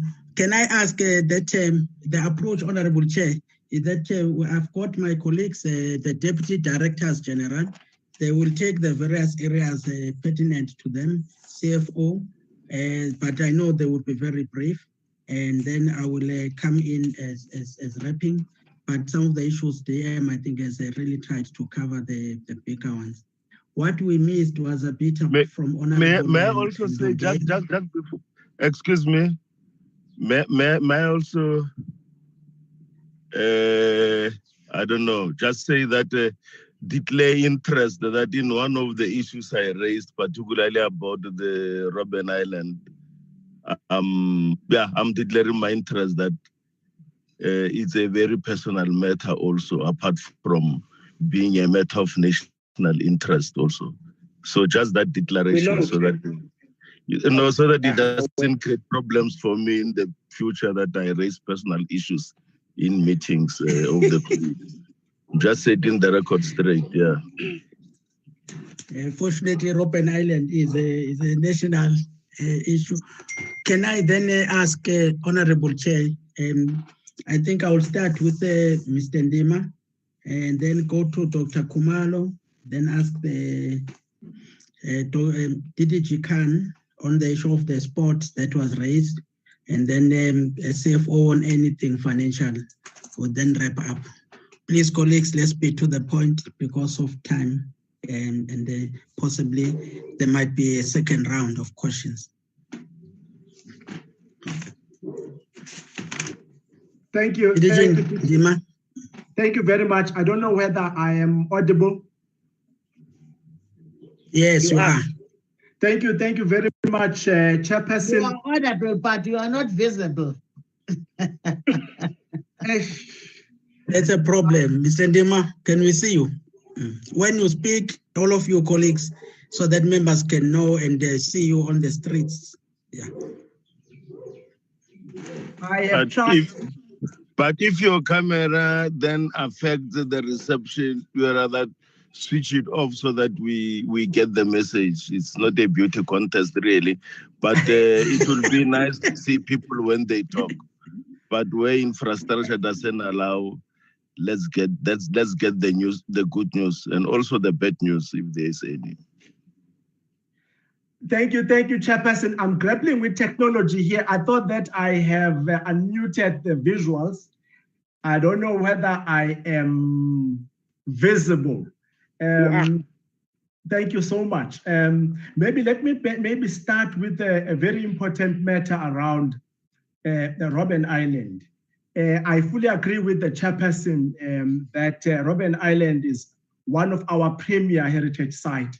And as a result, it is, of course, the World Heritage Site. And it's very important that we ensure that we keep the integrity of it, able to tell the story of pain and also the story of overcoming that pain. But there are other issues that we need to look at. For instance, currently, under the leadership of the DG, we are looking at infrastructure development in Robben Island. We're looking at the issue of facilities management, where we are working with the Department of Public Works and Infrastructure. Also, of late, we are also going to be calling upon the Department of Environmental Affairs, Forestry and Fisheries, because in terms of the World Heritage Convention Act, they are the leaders of that particular act. So it's very important that they are part of this, so that they can also guide the entire team in ensuring that we keep to the requirements of the World Heritage Site. But over and above just the infrastructure and facilities management, Chair, the issue of the story of Robben Island, and I could pick up from the Chair's comments that is worried about the fact that most of the custodians of the island are exiting Earth, Mother Earth, and therefore it's very important that we keep the stories, at least we record those stories. And I know that the Robben Island Museum has got the project that has to do with the oral history project. So I just thought that maybe let me highlight that. And then there was also, and also to indicate, Chair, that we do acknowledge under the COVID-19 that, Robben Island is one of the hardest hit institutions because it relies largely on heritage tourism. With the lockdown, there has been a serious reduction in terms, in fact, income. But we're hopeful that with the relaxation of lockdown in the next couple of weeks or months, we hope that they will actually be able to resume their activities. That will ensure that Robben Island is visited again, and therefore they are able to even raise some budget that will ensure that it assists its upkeep. You have also, Chairperson, raised a very important issue about the compliance with the IR. In terms of compliance with the IR, there has been some attempts from our entities to comment on complying. However, budgetary constraints have impacted progress and have not made such significant milestones. I think it's very important that we do acknowledge that a few entities have developed new initiatives that are in line with the 4IR requirements, like Robben Island, who are in the initial stages of developing new ways of presenting their products, which will take advantage of the benefit presented by 4IR. SARA is also investing in their information systems, which they envisage will be a tool to open opportunities for the public to access our national heritage through 4IR. I would like to stop there, Chairperson. Thank you.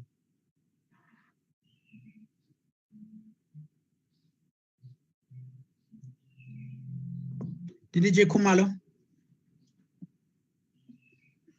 Thank you, DG, and good morning to the chairperson, to the members. I'm trying to switch on my video, but allow me to switch it off when I start responding to the questions. I just need to acknowledge the presence of the Deputy Minister, Honorable Chairperson, or Honorable members, DG, and my colleagues. I would be responding to the questions raised by the Chairperson, two of the questions, and also some of the questions that came from Honorable Member Gillion and also Honorable Member Maleka. And I think, as I indicated, I would like to switch off my video, Honorable Chairperson, as I then go on. Just in responding to the question with respect to the distribution of the relief fund, Honorable Chairperson, the department has actually done its best to try and clear the outstanding payments. I think in our presentation, we did indicate where we were now sitting with the numbers, which were numbers that were furnished to me by the finance department. And I believe those that we reported on as per that particular slide were last week figures. We are almost clearing all the outstanding payments here, but I do need to indicate that that is excluding the digital applications, because those were applying for interventions like live streaming, bringing the entertainment closer to the people during lockdown.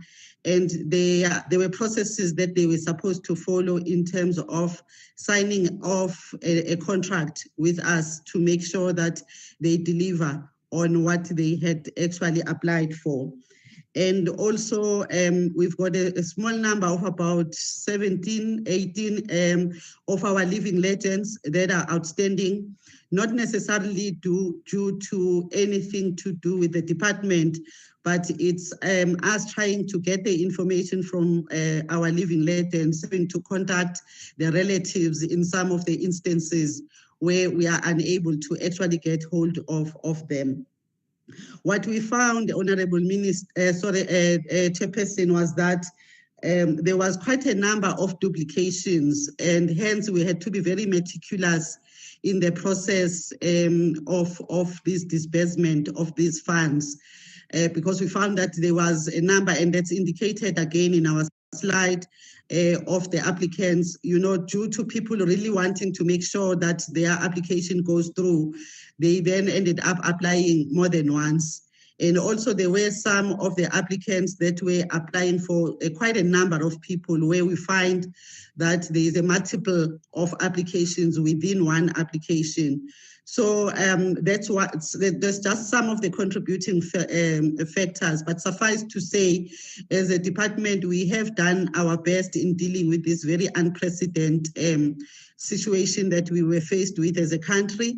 And moving, as Deputy Minister was saying, moving on to the second wave, we did our best to improve the process of how we, from the point of application to the point of payment, we expedite the entire process of making sure that the money goes to the people.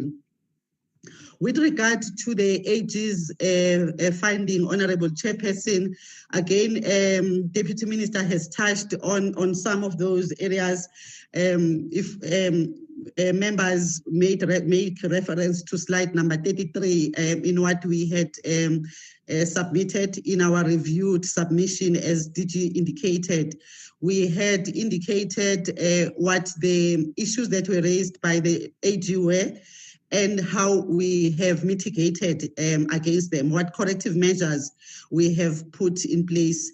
Perhaps without reading through them, it's 5 of those findings, but if you go through each one, you'll find that we have also provided those corrective measures, which we ensured that we implement going into the second wave. Cases in point would be the issue of double dipping, which has also been asked by Honorable Gillian, where we ensured that there's a sharing of databases. We share databases with the provinces. The provinces have shared databases with us. Also, the development agencies that are doing the full end-to-end implementation for us in the second wave are also sharing the databases amongst themselves and using those databases to verify whether or not that particular applicant is not necessarily benefiting from other state benefits in terms of the relief fund that was provided by other entities of government and government departments. We also have dealt with the issue of ID numbers in terms of this time around, applicants have to submit certified ID copies. We've dealt with the issue around the non-South African beneficiaries as highlighted by the Auditor General, where our criteria was very explicit this time around, and also around the issues related to tax. The AG has emphasized on the issue of ensuring that those beneficiaries that benefit from the relief of government as an intervention of government also are meeting the requirement in as far as tax compliance is concerned. We put measures in place in the second wave, but we also engaged with the SARS to make sure that the process that the applicants follow is as simplified as possible. We went to a point of providing them with a link in the application forms to make sure that they are able to go into the link and not have to search around for information on how to do it. With regard to the question, the other question that came from Member Gillian around the demographics, there were several measures that we put in place to deal with the issues of managing the issue of demographics in the country. We all know how there are standard factors that we took into account, particularly going into the second wave, where we had learned a lot of lessons, as indicated also in our presentation. We learned from our challenges, and we used those best practices that were also implemented, and those that we learned from other entities and how they dealt with these matters. So you will note that we indicated in our report that we have provided information in terms of the racial breakdown, but also we are finalizing in the first wave issue around one of the sub-elements of the demographic classification around the location or the geographical location of the particular individual. That report would be available when we finalize our closeout report.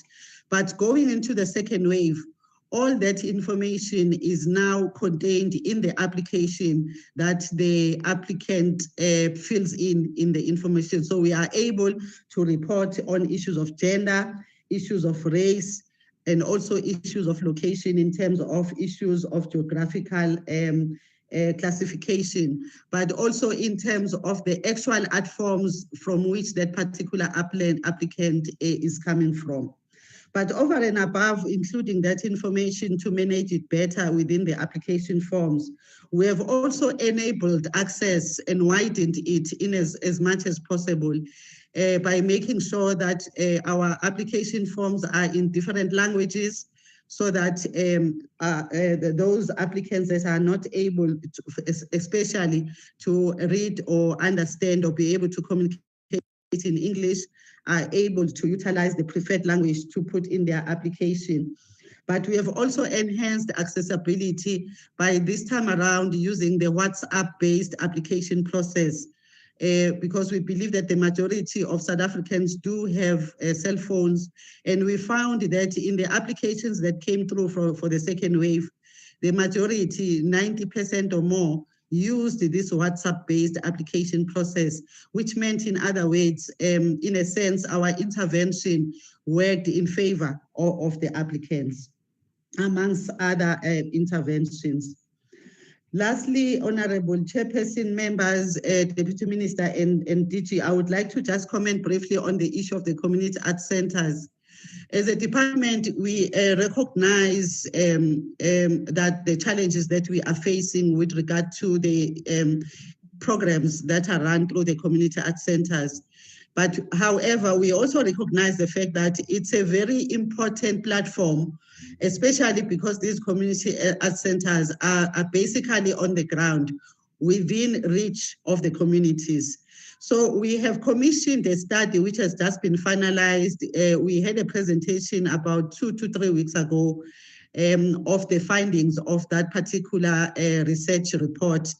That begins to give us a better model that we could utilize in terms of making sure that this particular program works best for the people and the industry as well.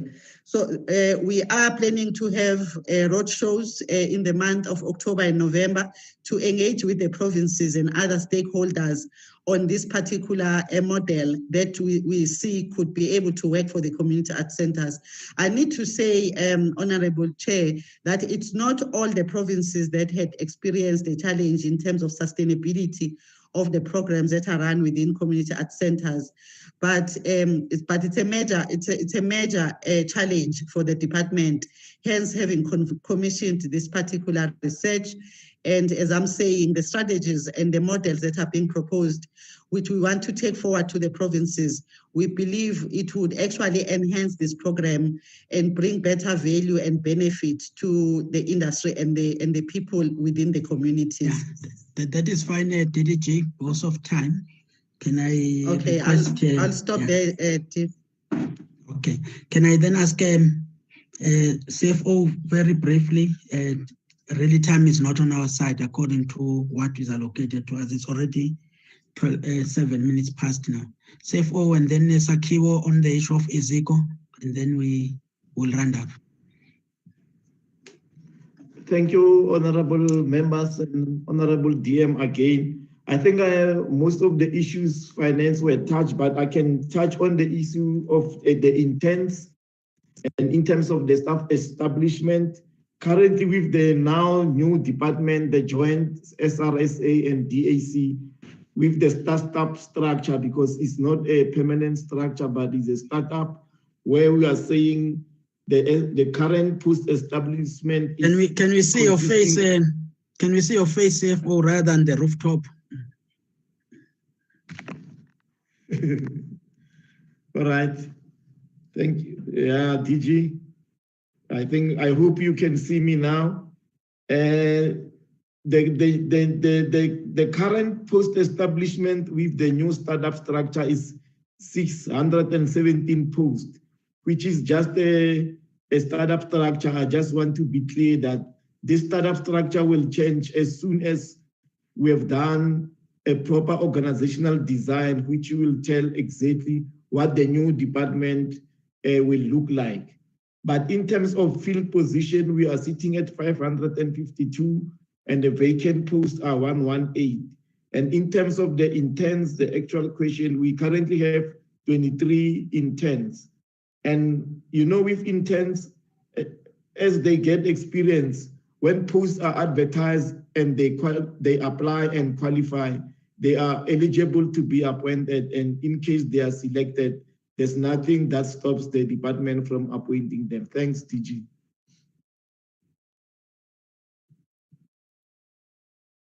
DG Khan? Thank you very much, DG. Good day, Chair, and good day, Deputy Minister, honorable members and colleagues. Thank you very much. Gigi, I think there were two questions on sport. The Deputy Minister has spoken about the school sport issues. What are the plans going forward? Chairperson, I think we must be mindful of the fact that during the COVID, schools were closed and the Department of Basic Education issued a directive that there'll be no other extracurricular or co-curricular activities taking place in schools. As a result, the school sport program from our side had to be totally cancelled. Be that as it may, Mr. Chairperson, we continue to provide equipment and attire to schools because we believe we had budgeted and committed that. So we needed to purchase it so that when activities, we hope in level 1 would resume, that all of the resources are there for the school sports, school sport to resume. We have had interaction between our two ministers, Minister of Basic Education and the Minister of Sport, Arts and Culture, to review the MOU.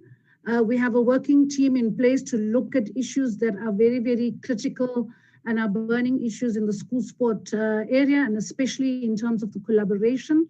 The two DGs are going to meet before the end of September and present a report to the two ministers. Chairperson, the question from member Gillian with regard to the Black Lives Matters. Yes, it is a very delicate and sensitive issue, not only in South Africa, but in the world. And I think from our side, Mr. Chairperson, the first incidents that came about in South Africa around the Black Lives Matter was with cricket, when Lungi Ngidi actually supported and made statements that came from a former international cricketer. And cricket then took up this challenge in terms of the Solidarity Cup, and the minister himself was then approached by various players and administrators in cricket about the issue of racism in cricket. The minister then wrote to Cricket South Africa to ask them what they were doing about it, for them to provide a report. They gave us a comprehensive report to indicate their strategy, their integrated transformation strategy, where they had cricket for social justice and a nation building concept. They also committed to establishing the Office of the Transformation Ombudsman to deal with all of the complaints that were coming through in the cricket sector. Further to that, the minister had dedicated sessions with the players, with rugby, with cricket, with netball, and some of the media personalities. And those conversations are going on, Mr. Chairperson. We further, I think this also then started to bring out other issues from other codes of sport, like the Cycling Federation, ice hockey, fencing. They've all now submitted to us information and they want engagements. So as a department, we can't just, there's no quick fix to it. We have to look at all of the issues that are coming to us and put together a strategy that we will be presenting to the minister. We've also been approached by broadcasters and journalists who want to put together a documentary, talking where the cricketers or where the sports people in the different areas, not only players, but administrators, technical officials, and generally community people who've had experiences in terms of... Please summarize, DDG. So, DG, thanks, DG. So, Chairperson, there are plans afoot, but we have not finalized all of it. It is still work in progress. Thank you very much, DG. Sakiwa. Ezeco Matters. Good afternoon, honorable members, and also to the colleagues. The honorable members will be aware that Ezeco workers went on strike prior to the lockdown, and they had a number of demands. And also the honorable members will be aware also that that strike has since been suspended to allow further discussions and on negotiations with management. But there were about 4 demands that were presented by the union to management. One of them has to do with salary increase. They wanted a salary increase of about 12%. Management could only offer 5.5%. And this is based on the sort of baseline increase that they receive also from National Treasury. You will know that most of our entities do not really get real increases in terms of their baseline allocations from National Treasury. They only get inflation adjustments, and in most instances, that inflation adjustment is kept at around 5 to 6% in most instances. So management could only afford 5.5% because that was the adjustment that was afforded to them by National Treasury. Going beyond that, they would not be able to sustain that. So that's one aspect. The other aspect relates to benefits, which the union contends that they are unequal amongst the employees. We will have to then go back to history of IZICO. IZICO is a flagship which emanated from amalgamation of a number of institutions within the Cape Town city or area. And once that amalgamation happened, the employees from the different institutions came with their own benefits from their previous employees. So there was no equalization during that amalgamation. And as such, the employees continue with their benefits. Now the demand is that we need to equalize those benefits, and management is doing the necessary investigation into that so that it is able to manage that in a way that it is able to absorb all the costs and manage that. The other aspects relates to recognition agreement between management or the institution and the union, which has not yet been finalized. The number of issues there that are still outstanding that still need to be finalized. And some of them have to do, for example, with the union wanting IZICO institution to be recognized as a branch of NEHAU, which management says that it cannot be possible. And also wanting that the union wants, when they attend meetings, the management insists that they need to bring with them the necessary supporting documents that they did attend union meetings, which then the union is asking that be done away with. And management is arguing that without that, then basically they will not be able to allow union members, because the auditors, and even if something happens to that employee, an accident, God forbid, then the institution needs to account for that. Then the last aspect relates to unilateral changes. I think union contends that management does unilateral changes in the conditions of employment of some of the employees, and there is no evidence to substantiate that. But then management has then agreed to look into that matter for if there are cases like that, they would like to correct them. But as I've indicated, the strike has been abandoned to allow further discussions and negotiations around it. Thank you, DG and honorable members.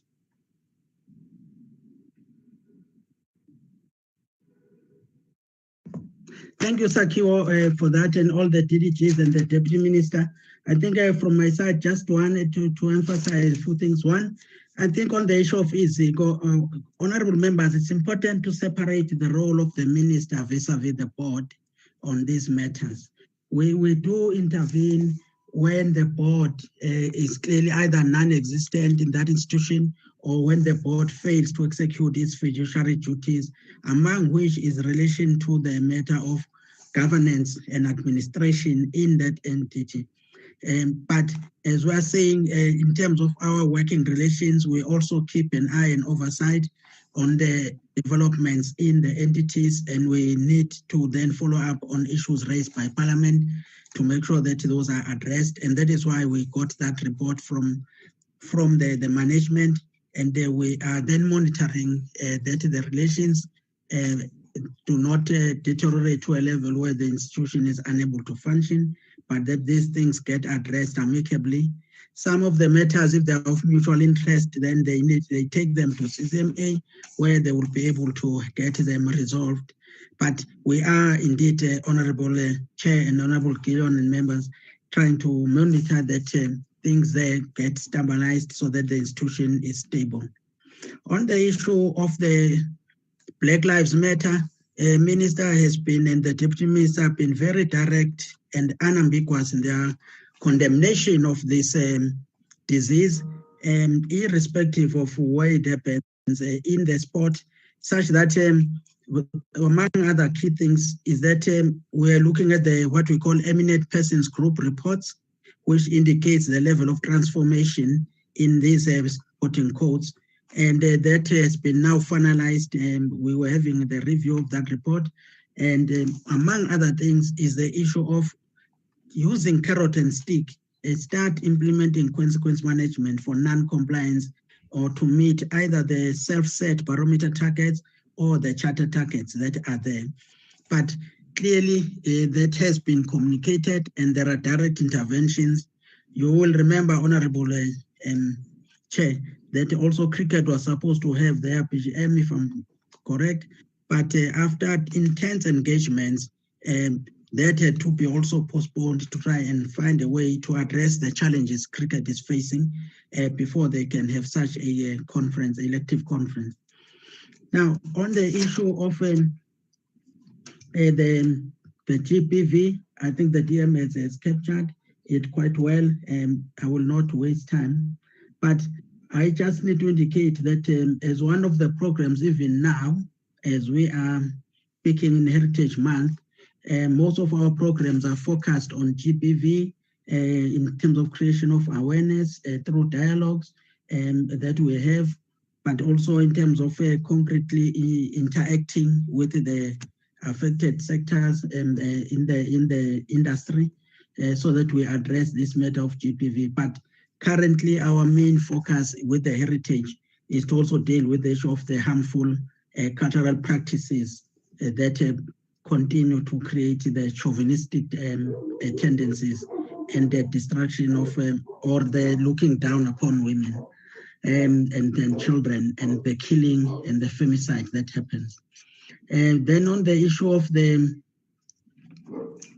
slow spending, I think the CFO we have indicated what we do there. We are monitoring spending all the time, and we do have quarterly or half-yearly reports, which we then go back to the provinces to advise them that we are going to implement the use or lose it principle. If they are not spending the money, we then have to look at provinces that have capacity.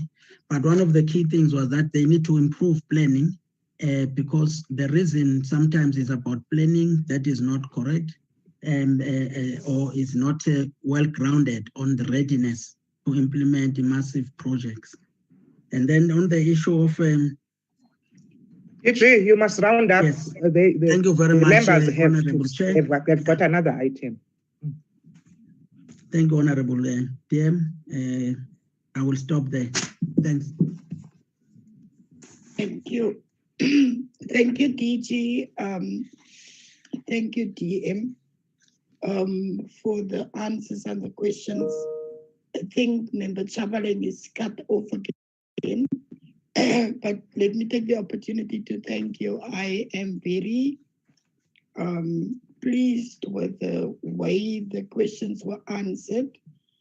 And I would just like to request DM if you can keep us as a select committee informed on the progress that the DM and the Minister are making in this Black Lives Matter, because I think it is of national importance when we look into social cohesion. And then the issue of Robben Island, and we understand the issue of the Isiko Museum and the entity, but also to keep us informed on that report, because especially for me, who's from the Western Cape, those members will come to me and I really need answers. So I think if there's any other member that still needs clarity before we relieve the department and the DM, is there any member? If not, let me take the opportunity then to thank you, DM, for being part of this meeting and to answer the questions that is of national importance, and also to the DG and the team. And we wish you luck, DM and the Minister, especially during this COVID time, that we know your hands are full, because there is so many demands and coming from the public. But good luck, and also good luck with this new born baby that you and the Minister is now steering. Thank you. Thank you, Chair. Thank you, Honorable Chair, and the honorable members and DM and colleagues. Thank you. We will excuse you so that we can continue with our official business of the committee. Thank you, Jim. Thank you. Bye. Bye-bye.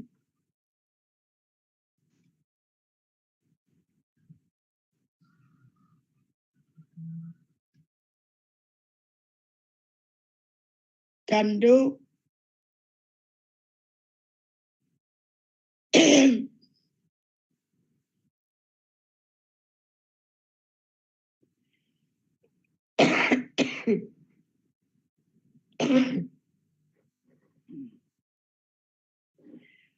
Members, before us, we have the minutes of the meeting of the 20th of July. Can we have, can you go just down a bit? But I think members did receive the minutes.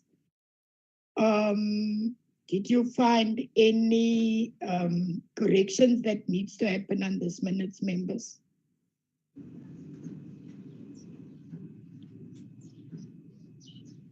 Can I have the members' attention? Who is all still in the meeting? I'm reconnected again. You're reconnected. Okay, we with minutes now, Chairperson. Yeah. So again, it's the Chairperson, it's Baha, it is Maleka. Who else is here? Lahili. Okay. The receptionist. Chairperson, will you take over? Let me check if am I audible now? Yes. Okay. That's the minutes. Is there any movement? Are there issues? Are there issues on this set of minutes?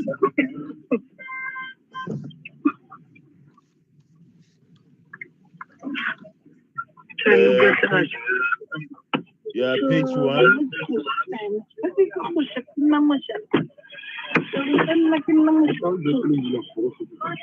1, page 2. Somebody's mic must be muted.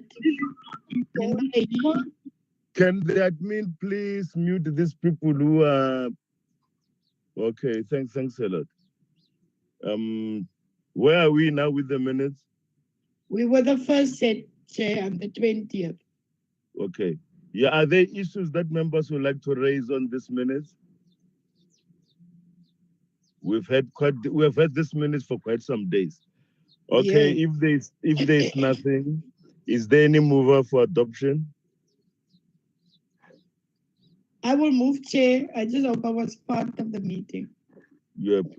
Any seconder? I second, Chair. Okay, thanks a lot. Let's move to another set of minutes. I just hope I don't get cut off again. Another set. Can we fly the minutes, please? All right, Chair, I'm still trying to flag them. Okay, thanks. I think it's jumped because my reception is...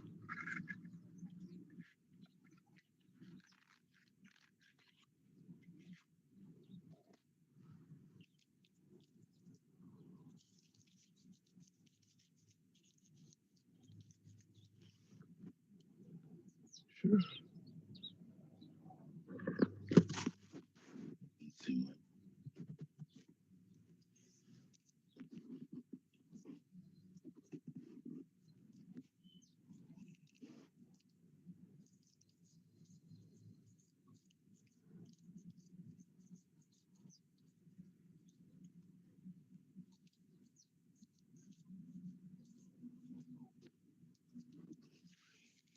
year. All right, thanks. That's the. Hello, am I audible?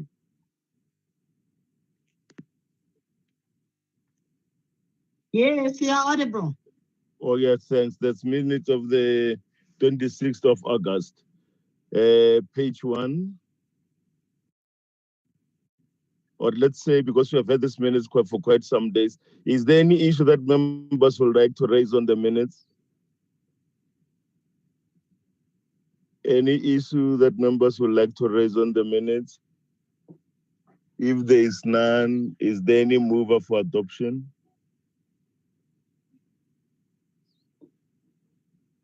Is there any mover for adoption? Ndongeni moves. Any seconder? I second Chairperson Madika. Or Malega seconds. Yeah, let's move to another pair of minutes.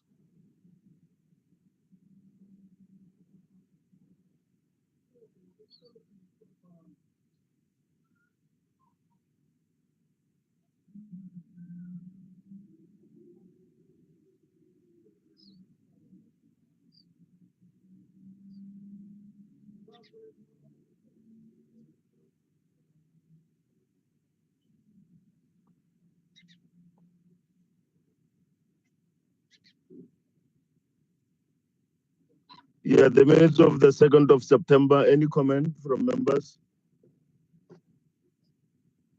Any comment? If there's none, any mover for adoption of these minutes as a true reflection of the discussions of the day? Any mover?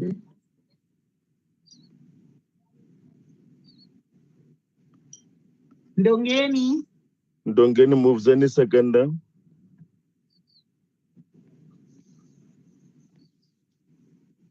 I second Chairperson.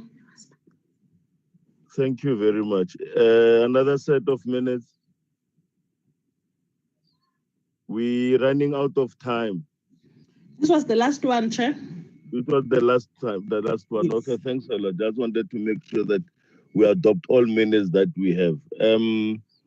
On this note, honorable members, if there's anyone who feels that there's a question that they raised that was not answered properly, they can follow processes, like write it to the committee secretary, and then we can have that information followed. Thank you very much, honorable members. This meeting adjourns. And thanks, Honorable Gillion and the team. Thank you.